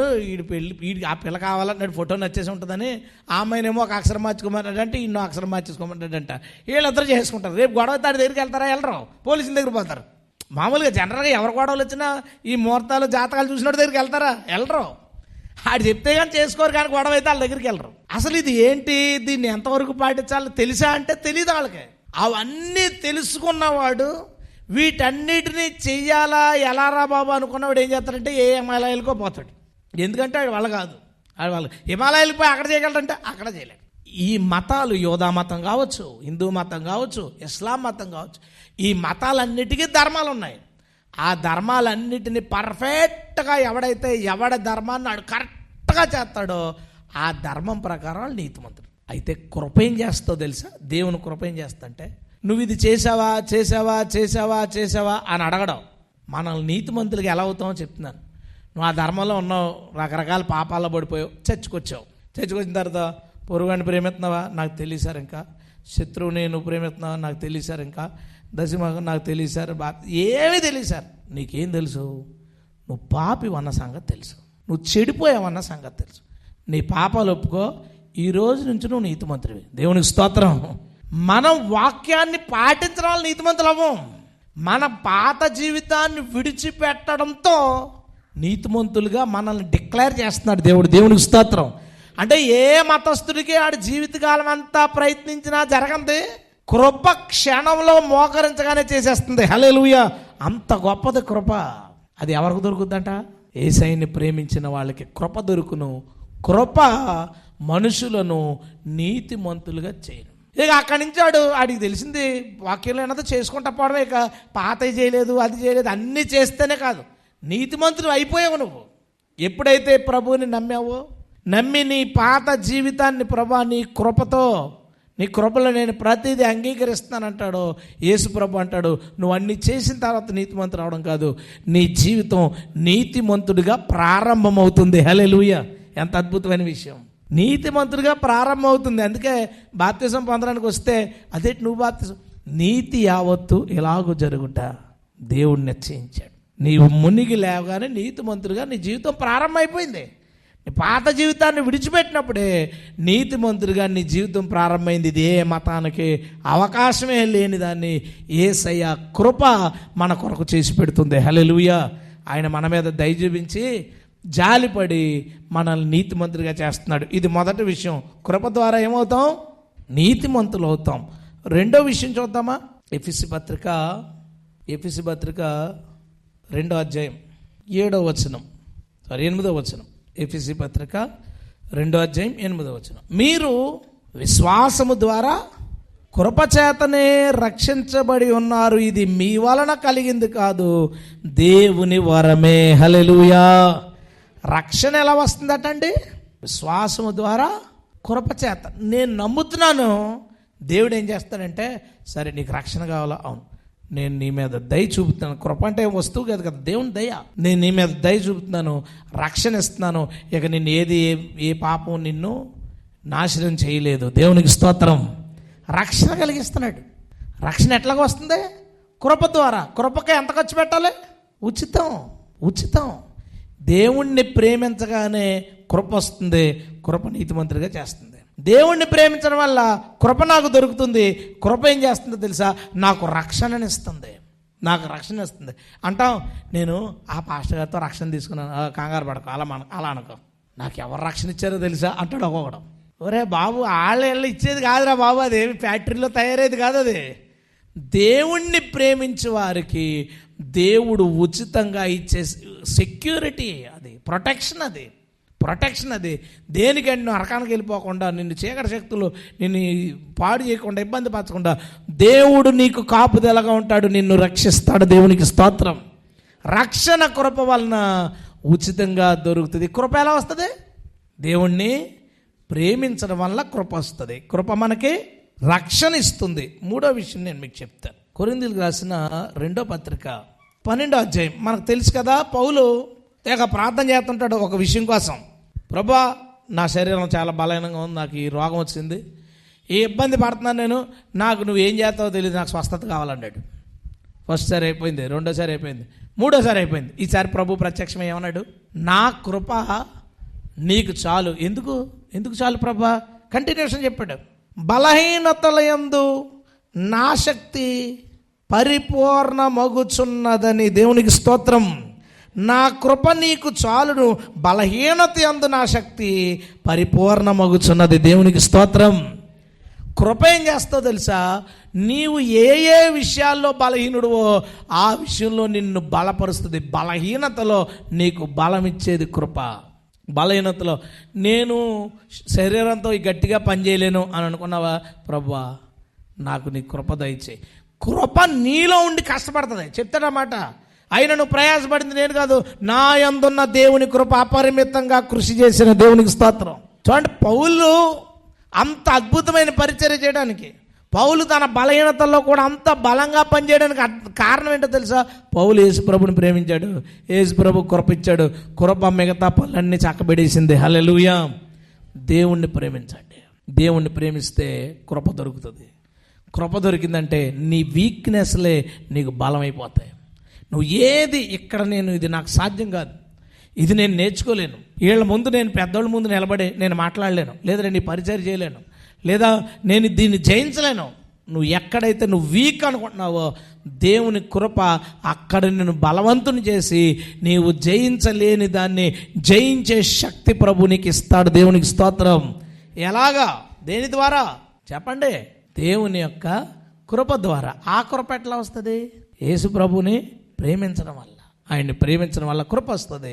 కృప ఏం చేస్తుంటే నీ బలహీనతల్లో నీకు బలం తెచ్చేస్తే, ఎవరైనా ప్రభు ఇలా ఉంది నా జీవితం, నేను ఇది అధిగమించలేకపోతున్నాను, ఈ మానసిక ఒత్తిడి నేను అధిగమించలేకపోతున్నాను, నా పని అయిపోయింది ప్రభా, ఇంక నేను దీన్ని దాటలేను అని అనిపిస్తే ప్రభువుని ప్రేమించండి. ప్రభు కృప కొరకు కనిపెట్టుకోండి. ఆయన నీ మీద దయ చూపించాడా, దాటేస్తావు. ప్రభు ఎత్తుకుని నిన్ను దాటిస్తాడు. దేవునికి స్తోత్రం. హల్లెలూయా. 4వ విషయం, దేవుని కృప ఏం చేస్తుంది మనకి? దేవుని కృప మనకి ఏం చేస్తుంది? హెబ్రీ పత్రిక 4వ అధ్యాయం 16వ వచనం. కనుక మనము కనికరించబడి సమయోచితమైన సహాయము కొరకు కృప పొందినట్లు ధైర్యముతో కృపాసనము దగ్గరకు చేరుదుము. కృప మనం పొందడానికి వెళ్ళాలట. కృప పొందితే ఏం దొరుకుద్దట మనకి? సమయోచితమైన సహాయం. ఎంత బాగుంది మాట, సమయోచితమైన సహాయం. అక్కడ ఏం మాట్లాడాలి, అక్కడ ఏ స్టెప్ తీసుకోవాలి, వెనక్కి వచ్చేయాలా ముందుకు వచ్చేయాలి, కొనాలా తీసుకోవాలా, ఎంత కన్ఫ్యూజ్ ఉంటుందండి మనిషి జీవితంలో. సడన్గా అడిగారు, ఏంటమ్మా మీరు తీసుకుంటారా వద్దా, ఇప్పుడే చెప్పండి అన్నారు. మనం మామూలుగా తీసుకుంటారా వద్దంటే తర్వాత చెప్తామని ఇంకా ప్రార్థన చేసుకుని రిఫరెన్స్లు తీసి ఇంకొకరిని అడిగి బోల్ టైం ఉంటుంది. కొన్నిసార్లు అక్కడే అడిగేశారు, ఎస్ఆర్ నో చెప్పండి, ఇంక నో చెప్తే ఇంక మీకు అవకాశం లేదంట. సమయోచితమైన సహాయము చేయువాడు దేవుడు తన కృప ద్వారా. హల్లెలూయా. అది ఉంటే ఎన్ని సమస్యలోంచి బయటకు వచ్చేస్తాము, ఎంత కన్ఫ్యూజన్స్లోంచి బయటకు వచ్చేస్తాము. ఆ టైంకి నువ్వు ఏ నిర్ణయం తీసుకోవాలి, ఆ టైంకి నువ్వు ఏది ఎక్కాలి. ఒక బస్ స్టాప్కి వచ్చావు, ఈ బస్సు ఆ బస్సు, ఇది ఎక్కుదామా, ఇది వెళ్తుంది అది వెళ్తుంది, ఏది ఎక్కుదాం.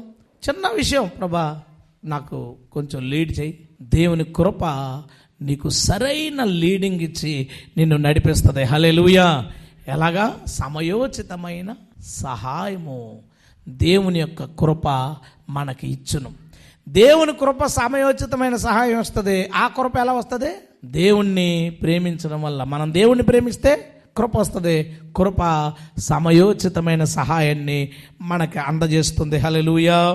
ఇంకో వచనం చూద్దామా? కొరింథీయులకు రాసిన 2వ పత్రిక 9వ అధ్యాయం. అంటే ఇన్ని సహాయాలు ఇన్ని రకాలు ఇస్తున్నాడు. ఇస్తూ ఇంకొకటి ప్రభు ఇస్తాడట. 5వ విషయం, కొరింథీయులకు రాసిన 2వ పత్రిక 9వ అధ్యాయం 8వ వచనం చూడండి. మరియు అన్నిటి యందు, పెన్ ఉన్న వాళ్ళు దాని కింద అండర్లైన్ చేసుకోండి. తర్వాత మాట ఏంటి? ఎల్లప్పుడు, దాని కింద కూడా అండర్లైన్ చేసుకోండి. అన్నిటి యందు ఎల్లప్పుడు మీలో మీరు సర్వ సమృద్ధి గలవారై.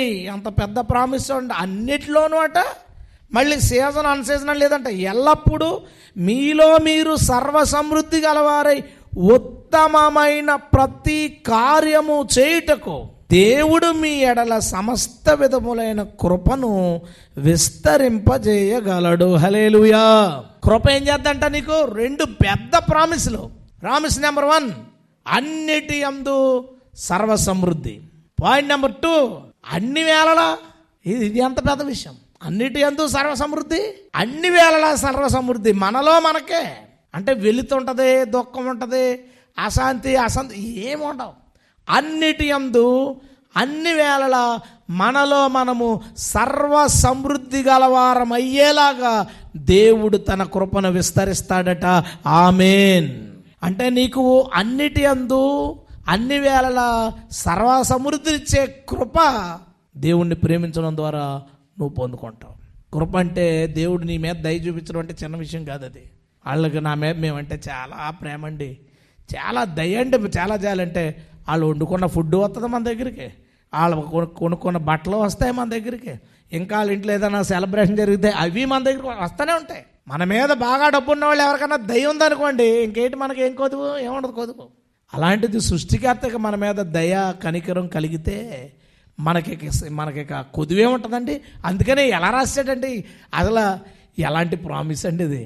అన్నిటి యందు అంట, పోన్లే అన్నిటి యందు ఆగాడా, మళ్ళీ అలాగా అన్ని వేళలా, అన్నిటి యందు ఎల్ల వేళలా, ప్రతి సీజన్ ప్రతి సమయంలో మనలో మనమే సర్వసమృద్ధి గలవారమయ్యేలాగా దేవుని కృప ఆ పని చేస్తాట. హల్లెలూయా.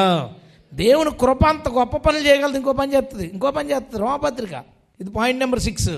రోమపత్రిక 12 ఎవరైనా ఎడుతున్నారా? ఏదో కొన్ని కన్నీళ్ళు దుఃఖం కనబడుతుంది ఎవరిలోనూ, ఎక్కువ పాయింట్లు చెప్పేస్తున్నానని. సరే, రోమపత్రిక 12వ అధ్యాయం 6వ వచనం చూడండి. మనకు అనుగ్రహించబడిన కృప చొప్పున వేర్వేరు కృపావరాలు గలవారమై ఉన్నాము. హల్లెలూయా. కృపావరాలు ఎలా వచ్చినాయంట? కృపావరాలు పేరు రావడం కారణమే అది. వాటిని కృపావరాలని ఎందుకంటారు? కృప పొందుకున్నవాడు ఆత్మ పొందేసుకుంటాడు, ఆత్మ పొందుకున్నవాడు వరాలు పొందేసుకుంటాడు, కృప పొందుకున్నవాడు ఆత్మ పొందుకున్నాడు, ఆత్మ పొందుకున్నవాడు వరాలు పొందేసుకుంటాడు. కృప వలన వరాలు పొందుకుంటాం. దేవుణ్ణి ప్రేమించడం వల్ల కృప వస్తుంది. కృప వచ్చిందంటే వరాలు వస్తాయి. ఏదో ఒకటో చాగిపోదు, వేరు కృపావరాలు కలిగి ఉన్నాం. ఇంకా ఒకదానికొకటి వరాలు యాడ్ అయిపోతుంటాయి వాళ్ళకి. ఎవరికి? దేవుణ్ణి ప్రేమించే వారికి. దేవునికి స్తోత్రం.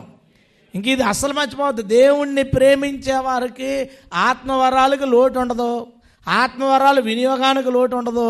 ఎందుకు అంటే ఏమంటే ఎలాగని మీరు ఉపవాసాలు ఉండిపోతారండి, మీరు ఎలాగని మోకాళ్ళ మీద ఉండిపోతారండి ప్రార్థన, ఒంటికాల మీద చేసేస్తారండి ప్రార్థన. కాదండి, ఏం చేస్తారంటే దేవుణ్ణి ప్రేమిస్తుంటాడు. మేము దేవుణ్ణి ప్రేమించే వారికి కృపావరాలు ఆయన మెండుగా అనుగ్రహించును కనుక ప్రభువుకి స్తోత్రం. హల్లెలూయా. ఇవన్నీ పొందుకోవాలంటే చేయాల్సిన పని ఏంటి? దేవుణ్ణి ప్రేమించాలంటే ఏం చేయాలి? గ్రీటింగ్ కార్డు ఇవ్వాలా, గులాబీ పువ్వు ఇవ్వాలా, ఎంత ఖర్చు పెట్టాలి ఏంటి అసలు? సరే, ఇంకొక విషయం, కృప వలన ఏం జరుగుద్దో చూసుకుందాం. ఆ తర్వాత నెక్స్ట్ పాయింట్కి వెళ్దాం. ఓకే, ఎబిసి పత్రిక 1వ అధ్యాయం. కృప మనకింకా ఏమి కలిగిస్తుంది? ఎబిసి పత్రిక 1వ అధ్యాయం 7వ వచనం. దేవుని కృపా మహదైశ్వర్యమును బట్టి ఆ ప్రియుని యందు ఆయన రక్తము వలన మనకు విమోచనము, అనగా మన అపరాధాలకు క్షమాపణ మనకు కలిగి ఉన్నది. హల్లెలూయా. ఎంత బాగున్నాయండి ఈ పదాలు. చూడండి, దేవుని కృపా మహదైశ్వర్యమును బట్టి ఆ ప్రియుని యందు ఆయన రక్తము వలన మనకు విమోచనము, అనగా విమోచన అంటే మన అపరాధాలకు క్షమాపణ మనకు కలిగింది అన్నాడు. దేవుని కృప మనకిచ్చే మరొక బహుమానం ఏంటో తెలుసా? నీ అపరాధాలకి ఆయన రక్తం వల్ల క్షమాపణ దొరుకుతుంది. చాలామంది యేసుప్రభుని ప్రేమించని ఈ బ్యాచ్, మేము యేసు రక్తాన్ని ఆశ్రయించాం, యేసు రక్తంలో వాళ్ళ పాపాలు పోను, ఆ పోయి అనుకుంటున్నాడు వీడు, నా పాపాలు పోయినాయి అనుకుంటున్నాడు వీడు. ఈ పాపాలు తొలగించే కృప ఎవరికి వస్తుంది? యేసుప్రభుని ప్రేమించిన వాళ్ళకి వస్తుంది. యేసుని ప్రేమించకుండా నిలువెల్లా యేసుప్రభు మీద విషం కక్కుతూ ఎప్పుడు యేసుప్రభుకు వ్యతిరేకంగా ప్రసంగాలే వాళ్ళ చర్చిలో. 4 నెలలో 4 ప్రసంగాల్లో 3 ప్రసంగాలు యేసుప్రభుకు వ్యతిరేకమే. ఆ 3 ప్రసంగాల్లో యేసుప్రభుని ప్రేమించే వాళ్ళు, హెచ్చించే వాళ్ళు, దేవుడు అనేవాళ్ళని, యేసుప్రభుకు ప్రార్థన చేసిన వాళ్ళని తిట్టడమే. ఇదే వాళ్ళ ప్రసంగాలన్నీ. వాళ్ళు ఏమనుకుంటున్నారు? రొట్టె తీసుకుని ద్రాక్షారసం తీసుకుని నా పాపాలు పోయినాయి. ఏమన్నాడు పౌలు? యేసుని ప్రేమించిన వాడు శపించబడును, ప్రభువు వచ్చుచున్నాడు రా, వస్తున్నాడు జాత, నువ్వు చేసే బోళ్ళు వేషాలు వేస్తున్నావు, వస్తున్నాడు ప్రభు అంటున్నాడు. అయితే ప్రభుని ప్రేమించే వారి ఎడల మాత్రం అబ్బా ఎంత మంచోడో, ఎంత మెత్తని స్వభావుడో. ఏమన్నాడు? ఆ ప్రియుని వలన. ఏమన్నాడు యేసుని? ఆ ప్రియుని వలన. ప్రియుడెప్పుడయ్యాడు? ప్రియుడయ్యాడు కాబట్టే పాపాలు పోయినాయి.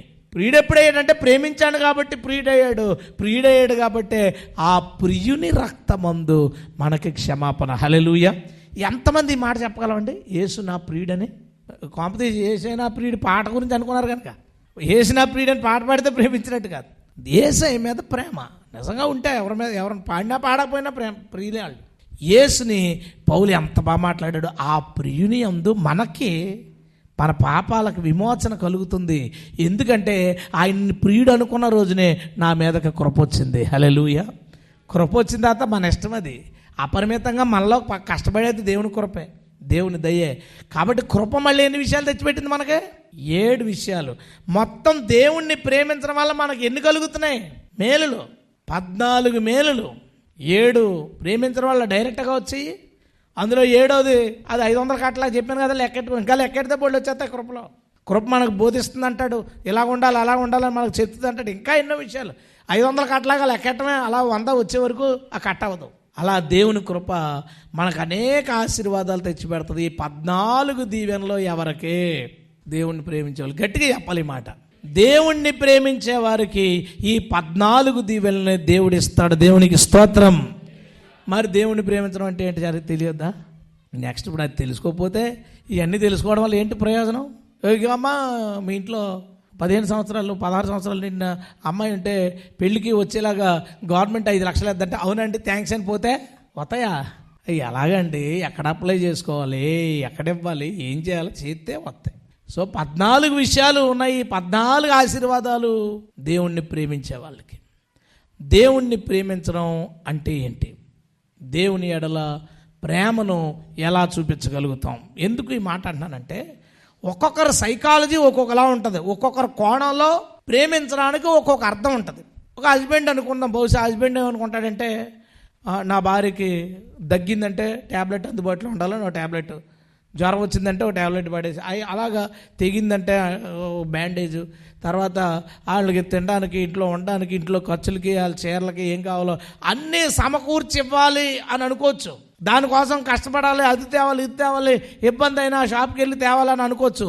ఆ భర్త అనుకుంటాడు దాన్ని ప్రేమ అనుకోవచ్చు. అతని కోణంలో నేను నా భార్యని ప్రేమిస్తున్నాను అని అనుకుంటాడు. ఆమె ఏమనుకోవచ్చు, ఇదేం డబ్బులు ఇచ్చి అనుకోమంటున్నాడు, ఆయన కూడా ఉండి తీసుకెళ్తే ఎంత బాగుంటుంది, ఎక్కడికి ఆయన కూడా రాడు, ఎక్కడ నవ్వుతూ మాట్లాడడం, ఎప్పుడు ఆ పని ఈ పని అని తిరుగుతాడు. ఆమె దృష్టిలో ఇవన్నీ సమకూర్చడం ప్రేమ కాకపోవచ్చు. ఆమె దృష్టిలో సమకూర్చడం కాదు, పక్కన కూర్చుని అలా నాలుగు మాటలు నవ్వుతూ మాట్లాడితే అది ప్రేమని అనుకోవచ్చు.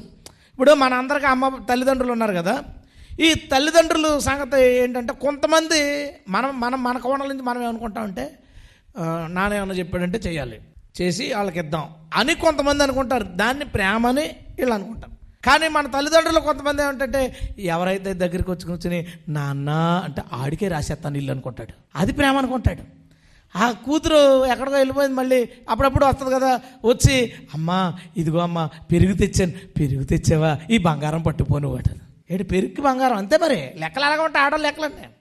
వచ్చినప్పుడు అలా పెరిగితే ఈ బంగారంతో ఇచ్చేద్దాం, ఇంట్లో కొడుకు ఏమేమవుతావు, పెరుగు వాల్యూ అంటే బంగారం అలా ఉంటుంది.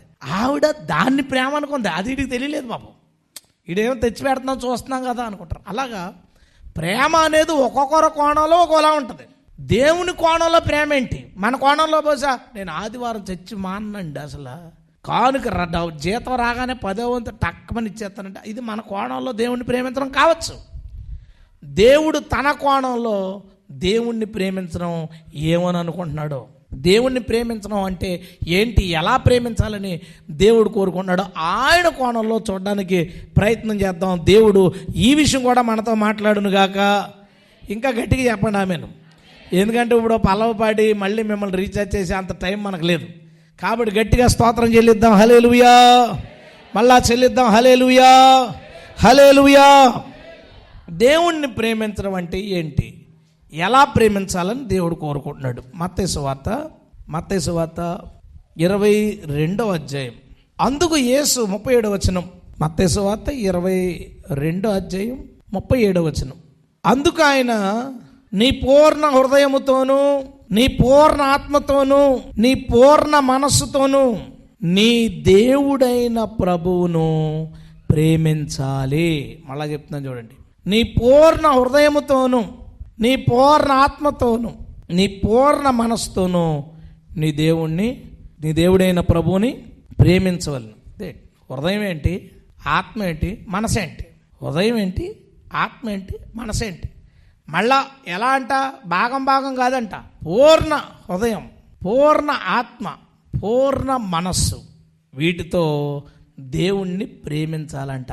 అలా ప్రేమించిన వాడికి ఏంటంట, 14 మేళ్ళు నేను చెప్పినవి. మళ్ళీ మీ మీద జాలిపడి 14 తెచ్చాను నేను, జాలి లేకపోతే 24 తెద్దును. 14 మేళ్ళు ఎవరికే, ఎవరైతే తన పూర్ణ హృదయముతో, పూర్ణ ఆత్మతో, పూర్ణ మనస్సుతో ప్రేమిస్తారో వాళ్ళకి దేవుడు ఇదిగో తీసుకోండి ప్రభు, మునిగిపోయినా తీసుకో, నువ్వు మునిగిపోయినా తీసుకోవడమే, ఇంకా లెక్కెట్టుకోవడమే ఆశీర్వాదాలు. అయితే ఏంటి ఈ పూర్ణ హృదయం ఏంటి, పూర్ణాత్మ ఏంటి, పూర్ణ మనసు ఏంటి? హార్ట్, పూర్ణ హృదయం అంటే ఏంటి? గుండెతో ప్రేమించడం ఏంటి? పూర్ణ హృదయంతో ప్రేమించడం. గుండెతో ప్రేమించడం ఏంటో మీకు అర్థం అవ్వాలంటే కొంత మన హిస్టరీకి వెళ్ళాలి. అంటే ఏదో ఒక టైంలో భర్త మీదో, పిల్లల మీదో, స్కూల్లో ఫ్రెండ్స్ మీదో, లేదా ఫస్ట్ లవ్లోనో హార్ట్ ప్రేమించే ఒక సందర్భం మనం ఫేస్ చేస్తుంటాం. హార్ట్ అంటే కనబడి ఒక 5 నిమిషాలు మాట్లాడిన తర్వాత వాళ్ళు వెళ్ళిపోతారు, కానీ ముఖం అలా నవ్వేసుకుంటూ ఉంటుంది. ఫ్రెండ్స్ చూడగానే అలా గొత్తు పెడతారు, ఇడేటి ముసిముసి నవ్వులు నవ్వుతాడు, పడ్డాడు ఎక్కడ ఇడైతే. ఎందుకు నీకు నవ్వచ్చు, ఆనందం ఎక్కడి నుంచి వస్తుంది? హార్ట్, హృదయం పొంగుతుంది, నవ్వేసుకుంటుంటాం, ఆనందం. హార్ట్ రెస్పాండ్ అవుతుంది. భావోద్వేగము అంటాం, భావోద్వేగానికి గురి అయింది, ఆనందానికి.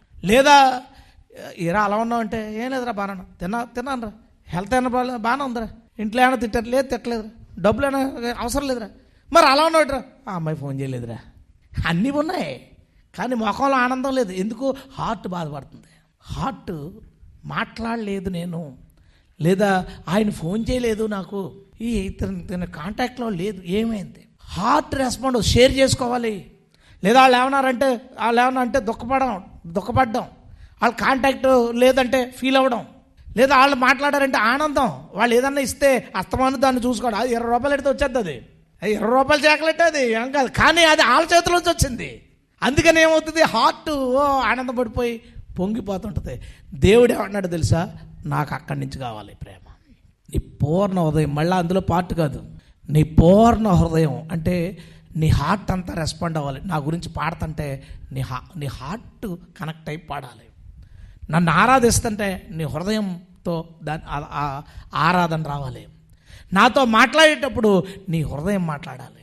ఒక దర్శనం వచ్చినా లేదా దేవుడు మనతో మాట్లాడలేదా, వాక్యం చూడండి, కొత్తలో వాక్యం విన్నప్పుడు ఎంత ఆనందం. ఆ రోజు దేవుడు నాతో మాట్లాడేట, ఈరోజు ఇలా ఉందంట బైబిల్లో, దేవుడు ఇలా చేశాడంట, ఆనందం, హృదయంలోంచి ఆనందం. దేవుడికి ప్రేమ అక్కడి నుంచి కావాలట.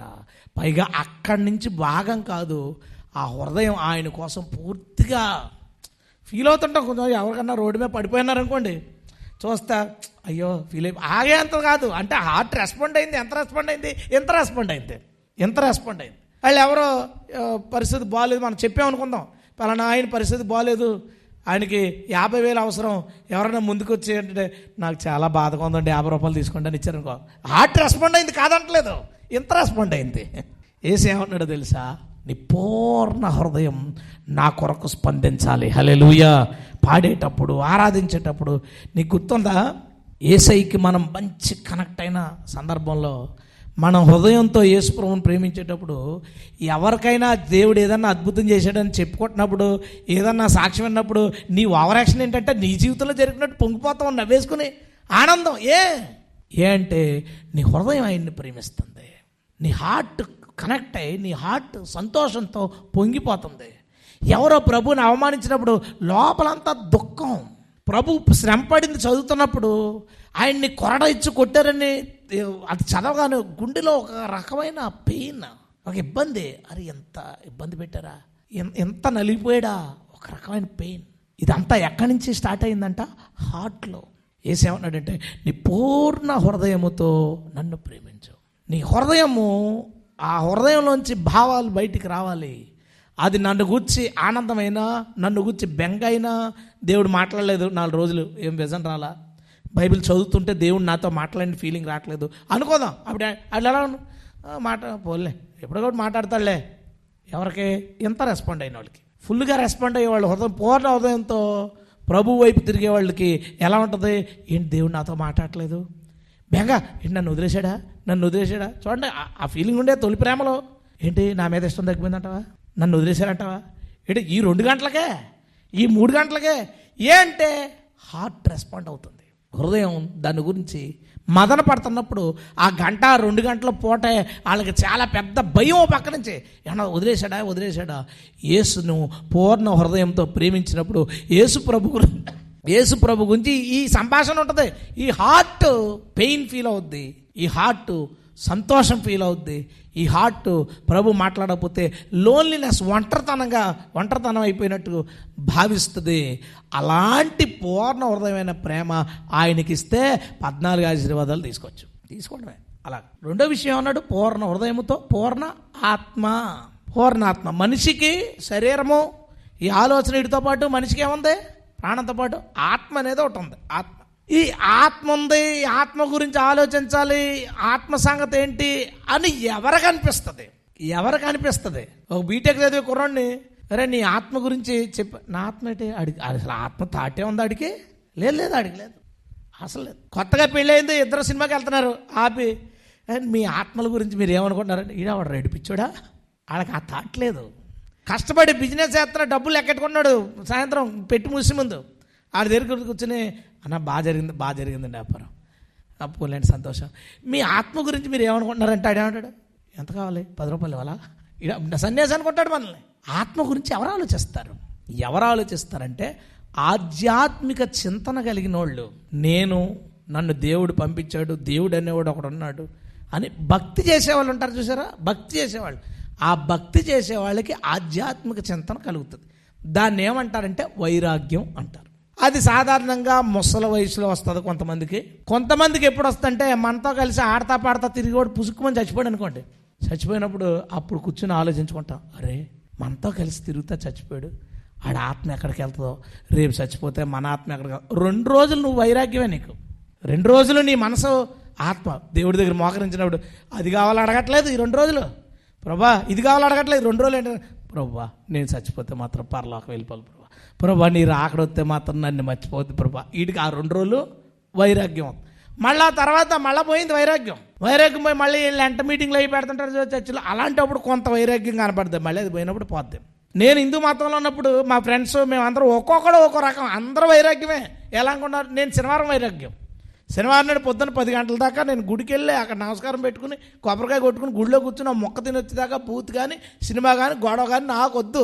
10 అయ్యే వరకు వైరాగ్యం మనకి. అయిపోయిందా, ఆదివారం అందరూ బేవర్సే, ఊరి మీద తిరగడమే. సోమవారం నాడు నా క్లోజ్ ఫ్రెండ్ వెంకట్ అన్నాడు, శివభక్తుడు పాతకాయ దగ్గర, ఆడు సోమవారం నాడు పొద్దున్న 10 గంటల దాకా ఆడు ఫోన్ చేసి అమ్మాయి మాట ఎత్తు టక్మని కట్ చేసి వాడాడు. ఆడు పొద్దున్న 10 గంటల దాకా ఆడు వైరాగ్యం. మంగళవారం నాడు మా ఫ్రెండ్ ఆడు మెడికల్ షాప్ ఆడు ఊళ్ళో గుడి కట్టాడు, ఆంజనేయ స్వామి గుడి, వాడు మంగళవారం వైరాగ్యం ఆడితే. అప్పుడు దాకా ఆడు తిట్టడం కానీ ఆడు కేకలు కోపం మహామంట. మంగళవారం నాడు పొద్దున్న 10 గంటల దాకా పూజ అయ్యేదాకా ఆడు కోపడేవాడు కాదు. అలాగా ఆదివారం నాడు అందరూ బేవర్స్ అయినా సరే, బుధవారం నాడేమో స్వామి మల్లేశ్వర్ అని మాలేశ్వరుడు వాళ్ళ నాన్నగారు, వీడు బుధవారం వైరాగ్యం, వీడు బుధవారం మధ్యాహ్నం అలా మీరు నాన్ వెజ్ తినలాంటి నేను రానని వాడు బయట తిరగడానికి, ఆ రోజు వైరాగ్యం వాడు. అందరూ జనాలు అందరూ పార్ట్ టైం వైరాగ్యం కాళ్ళవే అందరూనే. మనం కూడా ఆదివారం నాడు దేవుడు చర్చికి వెళ్ళాలి, ఆదివారం నాడు ప్రార్థన చేసుకోవాలి, సోమవారం పర్లేదు, ఇంకా అయిపోయింది ఆదివారం వైరాగ్యం అయిపోయింది కదా. ఇక ఒకసారి నేను చెప్పాను మీకు, రాయమండ్రిలో చర్చిలోంచి అనౌన్స్మెంట్, లెంట్ ప్రారంభం అవుతుంది, ఈ 40 రోజులు సినిమాలు చూడొద్దు, ఈ 40 తర్వాత అయిపోయింది వైరాగ్యం, ఇంకేం లేదు. ఆ 40 రోజులే, 365 రోజుల్లో 40 రోజులు వైరాగ్యం, మిగిలిన 315 రోజులు 325 రోజులు ఊరి మీద తిరగడమే. కానీ అందుకని ఏమన్నాడు తెలుసా, పార్ట్ వద్దంట. నీవు ఆధ్యాత్మికమైన చింతన ఉందే, పార్ట్ వద్దు. ఎవడో చచ్చినప్పుడు, ఆదివారం నాడు ఏదో ప్రసంగం జరిగినప్పుడు, లేదంటే ఎవడో లెంట పెట్టినప్పుడు, లేదా ఎవరో ప్రసంగంలో ఏడిపించినప్పుడు వచ్చే వైరాగ్యం కాదు, నీ పూర్ణాత్మ నిరంతరము క్రైస్తవుడు తన ఆత్మ గురించి ఆలోచించేవాడుగా ఉండాలంట. ఆత్మ గురించి ఆలోచించేవాడు భక్తి చేస్తాడు, ప్రార్థన చేసుకుంటాడు, దేవుడికి సమీపంగా ఉంటాడు, దేవునితో కలిసిమెలిసి ఉంటాడు, దేవుడి మీద ఆధారపడతాడు. ఎందుకంటే తన ఆత్మ ఎక్కడైనా ఏమైనా తేడా వచ్చేస్తేమో అని పూర్ణాత్మ తన ఆత్మ దృష్టి అంతా దేవుడి మీద పెట్టడం ఆయనకు కావాలట. హల్లెలూయా. అలాంటి ప్రేమ కావాలంటే పార్ట్ టైమ్స్ వద్దంట.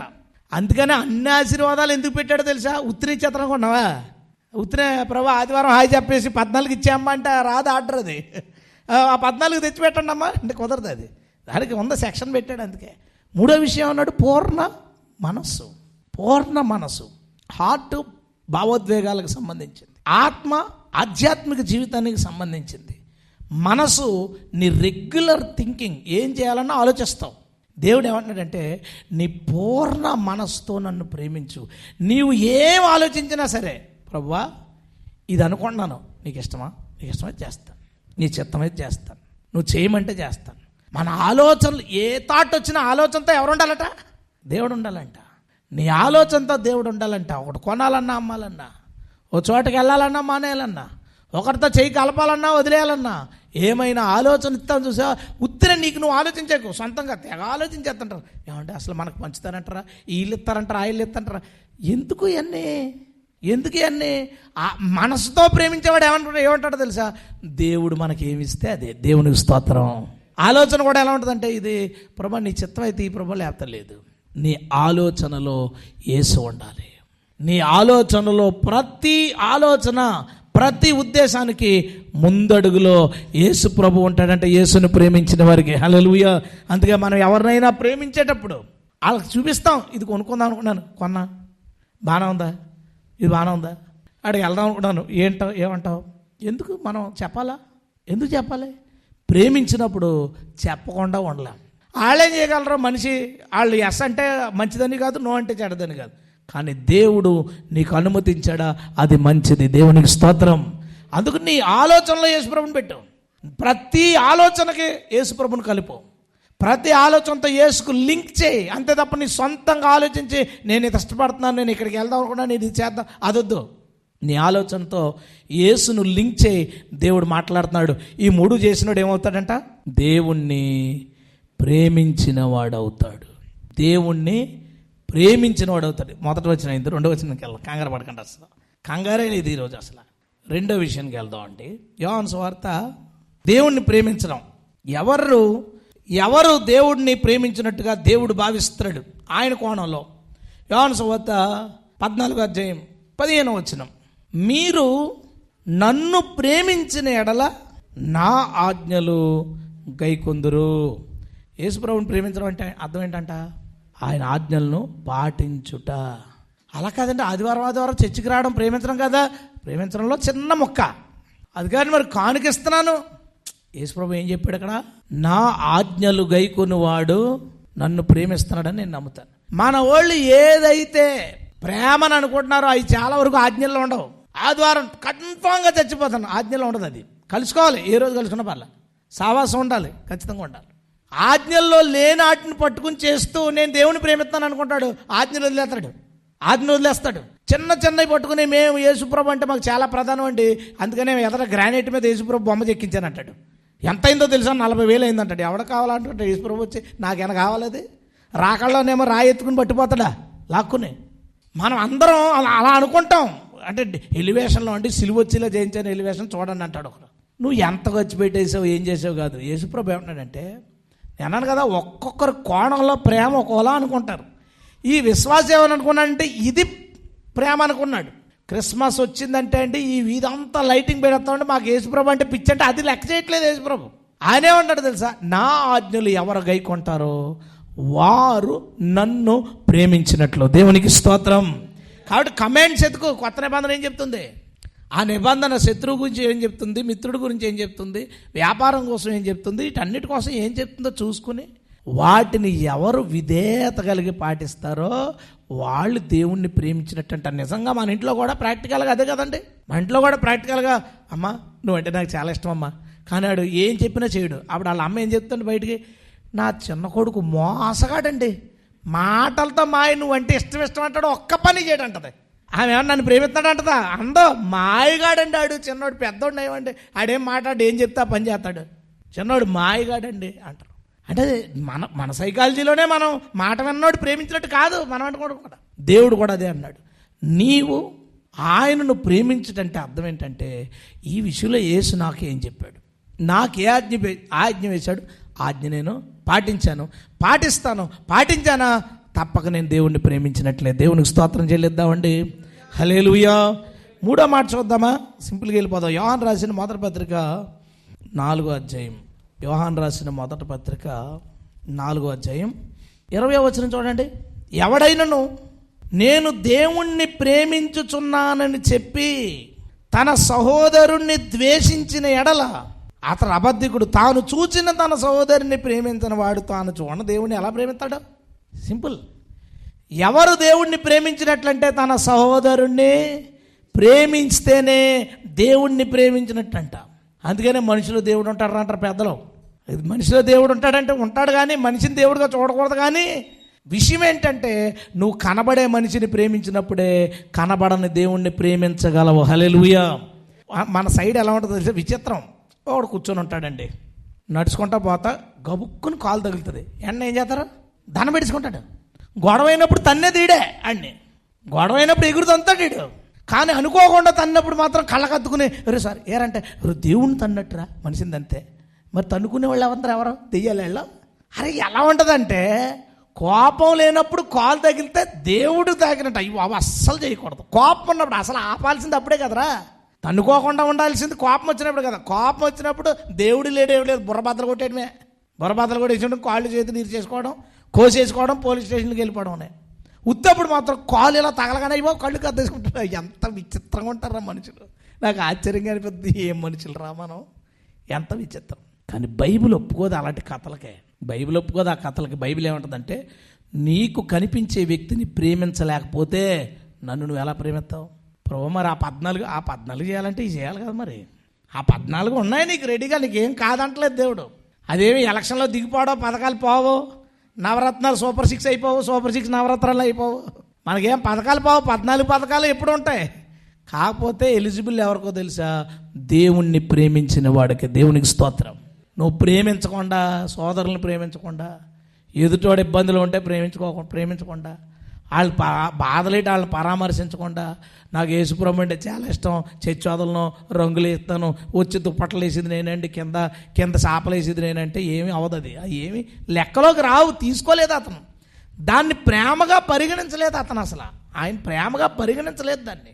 ప్రేమగా దేన్ని పరిగణించాడంటే, ఎదుటి వ్యక్తిని నువ్వు ప్రేమిస్తావా, నీకు కనబడేవాడిని ప్రేమిస్తుంటే కనబడని నన్ను కూడా ప్రేమిస్తావని నేను నమ్ముతాను. దేవునికి స్తోత్రం. అది మనం చేయాలట. ఇంకో మాట చూద్దామా? యోహాను రాసిన మొదటి పత్రిక 2వ అధ్యాయం 15వ వచనం చూడండి. ఈ లోకమునైనను లోకములో ఉన్న వాటినైనను ప్రేమించొద్దు. ఎవడైనను లోకమును ప్రేమించిన ఎడల తండ్రి ప్రేమ వాళ్ళు ఉండదట. వాళ్ళ తండ్రి ప్రేమ లేదు. నేను ప్రేమిస్తున్నాను ప్రభా అని దేవుడు అంటే, నువ్వు సినిమాని ప్రేమిస్తా, అవును ప్రభా, దాన్ని నిన్ను కూడా ప్రేమిస్తున్నాను, పక్కకెళ్ళు. ఎవరన్నా ఊరుకుంటారండి? నువ్వంటే నాకు చాలా ప్రేమే, కానీ మీ చెల్లి అంటే కూడా ప్రేమ అన్నాడు అనుకో మీ ఆయన, ఊరుకుంటారా? అది కూడా ప్రేమ అంటే ఊరుకుంటారు ఎవరైనా? అసలు ఏమండి, మీరంటే నాకు చాలా గౌరవం అండి, మా క్లాస్మేట్ అన్న కూడా ఆయన మీద చాలా ప్రేమ ఉంది నాకు, మీరు ఊరుకుంటారా? ఎవడు ఊరుకుంటాడరా? దేవుణ్ణి ప్రేమిస్తాడంటే వీడు లోకాన్ని ప్రేమిస్తాడట. లోకంలో ఉన్నదంతా ఏంటి? శరీరాశ, నేత్రాశ, జీవపటము. ఇప్పుడు పనికిమాలోళ్ళు సోషల్ మీడియాలో తయారయ్యి ఉత్తి పనికిమాలోళ్ళు వీళ్ళు ఎందుకు పనికిరాని పనికిమాలోళ్ళు బ్యాచ్ ఉందన్నమాట. ఈ బ్యాచ్ ఏం చేస్తారంటే, మందు తగినా పర్లేదు, సినిమాకి వెళ్ళినా పర్లేదు, మంచి సినిమాలు ఉన్నాయి వాటిని చూడండి. మంచి సినిమా అనుకుని వెళ్ళారండి, మరి అది చెడ్డ సినిమా ఏం చేయాలి సార్? ఏం పర్లేదు, ఏమవుతుంది, దేవుడు ఏమంటాడు? ఇప్పుడు మంచి సినిమాని ఎలా తెలుస్తుంది? వెళ్ళి చూస్తారు కదా తెలిసేది. ఆ చెడ్డ సినిమాని చూస్తే తెలిస్తే ఏం చేస్తావు? చెడ్డ సినిమా కదా పక్కన వెళ్ళేద్దాం అంటావా? ఏం చేస్తావు? క్రికెట్ చూస్తే తప్పేంటి, అక్కడికి వెళ్తే తప్పేంటి? దేవుడు మనకు స్వాతంత్రం ఇచ్చాడు. పనికి మాలినోళ్ళు ఎందుకు ఉపయోగం లేదు వీళ్ళు. క్రైస్తవ సమాజాన్ని పాడు చేయడానికి తప్ప ఎందుకు పనికిరారు.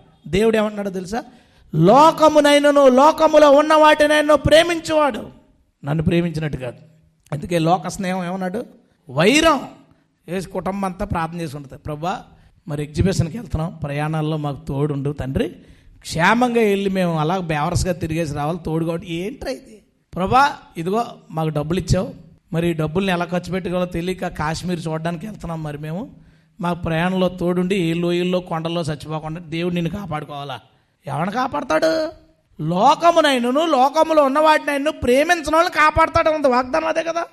యెహోవాను ప్రేమించే వాళ్ళని, లోకాన్ని ప్రేమించే వాళ్ళని ఆయన ఎందుకు కాపాడతాడు? లోకంలో ఉన్నదంతా శరీరాశ, శరీరం సంతోషపడేవి, నేత్రాశ, కళ్ళని బట్టి సంతోషించేవి, జీవటమ్మ పక్కోడి దగ్గర పోజు కొట్టేవి. ఈ మూడే ఉన్నాయంటే లోకంలో. శరీరాన్ని సంతోషపరిచి ఆనందపరిచేది, కళ్ళును సంతోషపరిచి ఆనందపరిచేవి, పక్కోడి దగ్గర నేను గొప్పవాడిని అని చెప్పుకుని ఈ మూడే ఉన్నాయిరా. దాన్ని ప్రేమించేవాడు నాకు శత్రువు.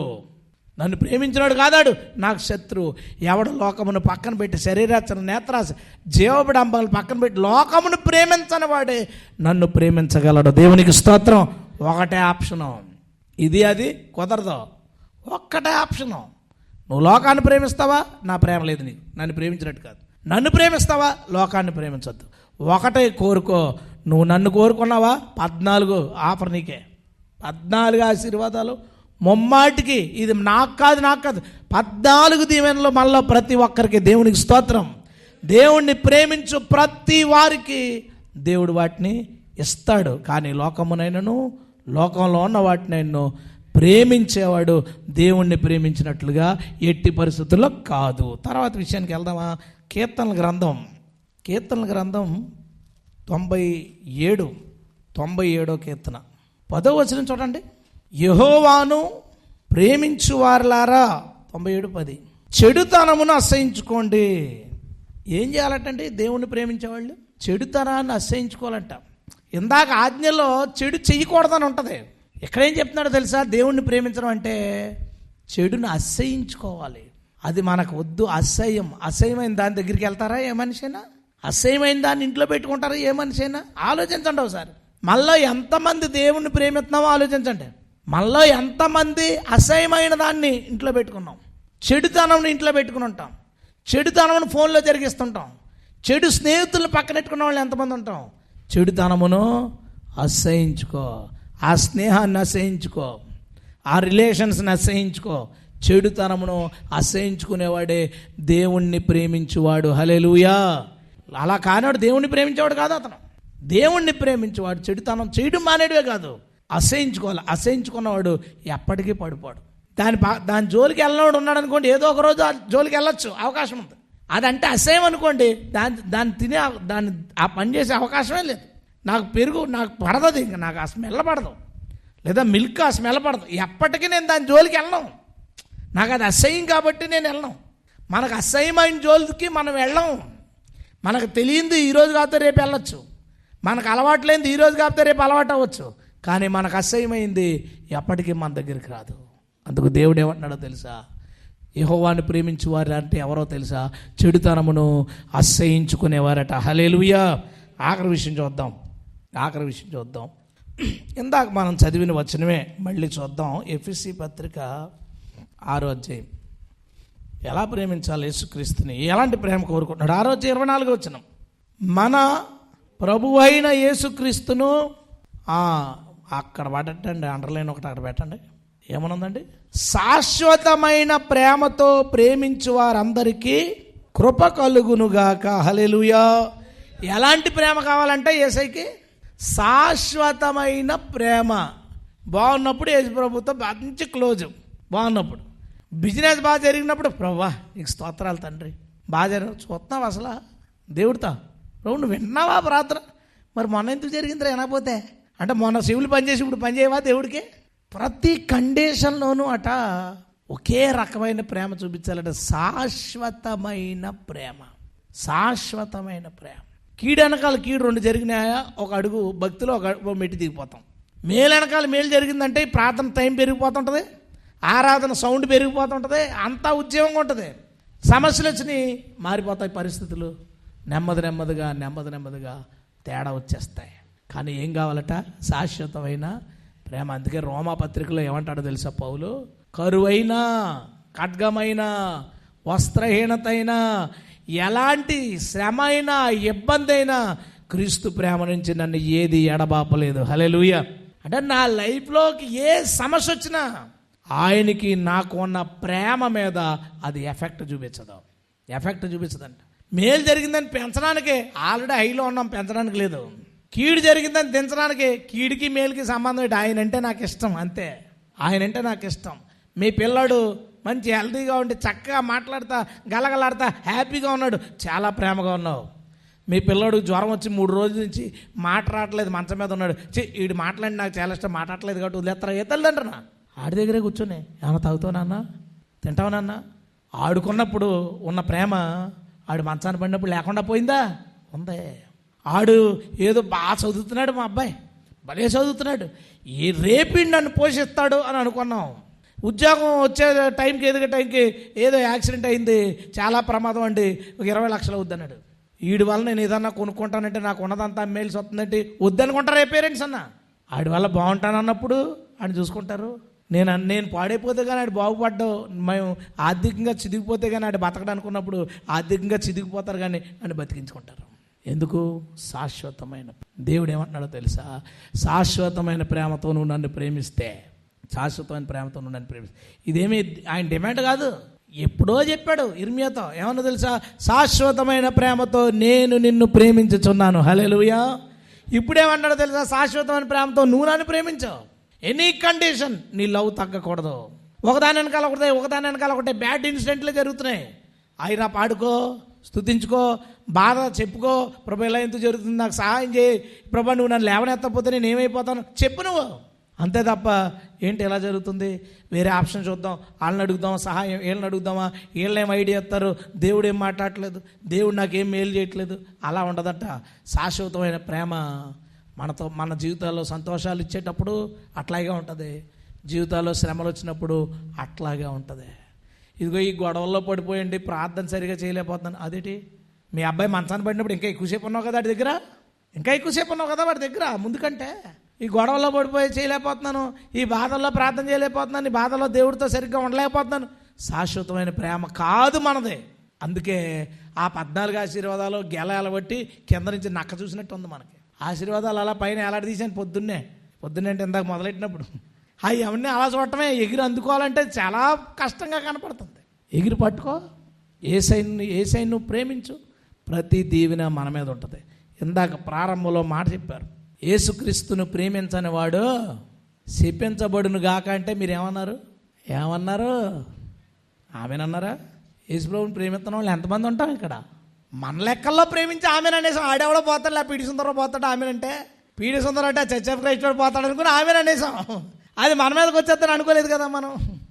నువ్వు ప్రేమించు యేసుని, నీ హార్ట్ రెస్పాండ్ అవ్వాలి ఏసైకి పాడుతుంటే, ఆయన త్యాగం గురించి చెప్తుంటే, ఆయన చేసిన మేలు గురించి చెప్తుంటే నీ హృదయం రెస్పాండ్ అవ్వాలి, భావోద్వేగానికి గురి అవ్వాలి. అది ఆ కళ్ళలోంచి నీళ్లు కానీ, ఆ శరీరంలో గూస్ బంప్స్ రావడం కానీ, సంతోషంతో ప్రభుని గణపరచడం కానీ నీ హృదయం కనెక్ట్ అవుతే అది దేవుడికి కావాల్సిన ప్రేమ. ఆధ్యాత్మిక చింతన, నా ఆత్మ దేవుడి దగ్గరికి పోవాలి.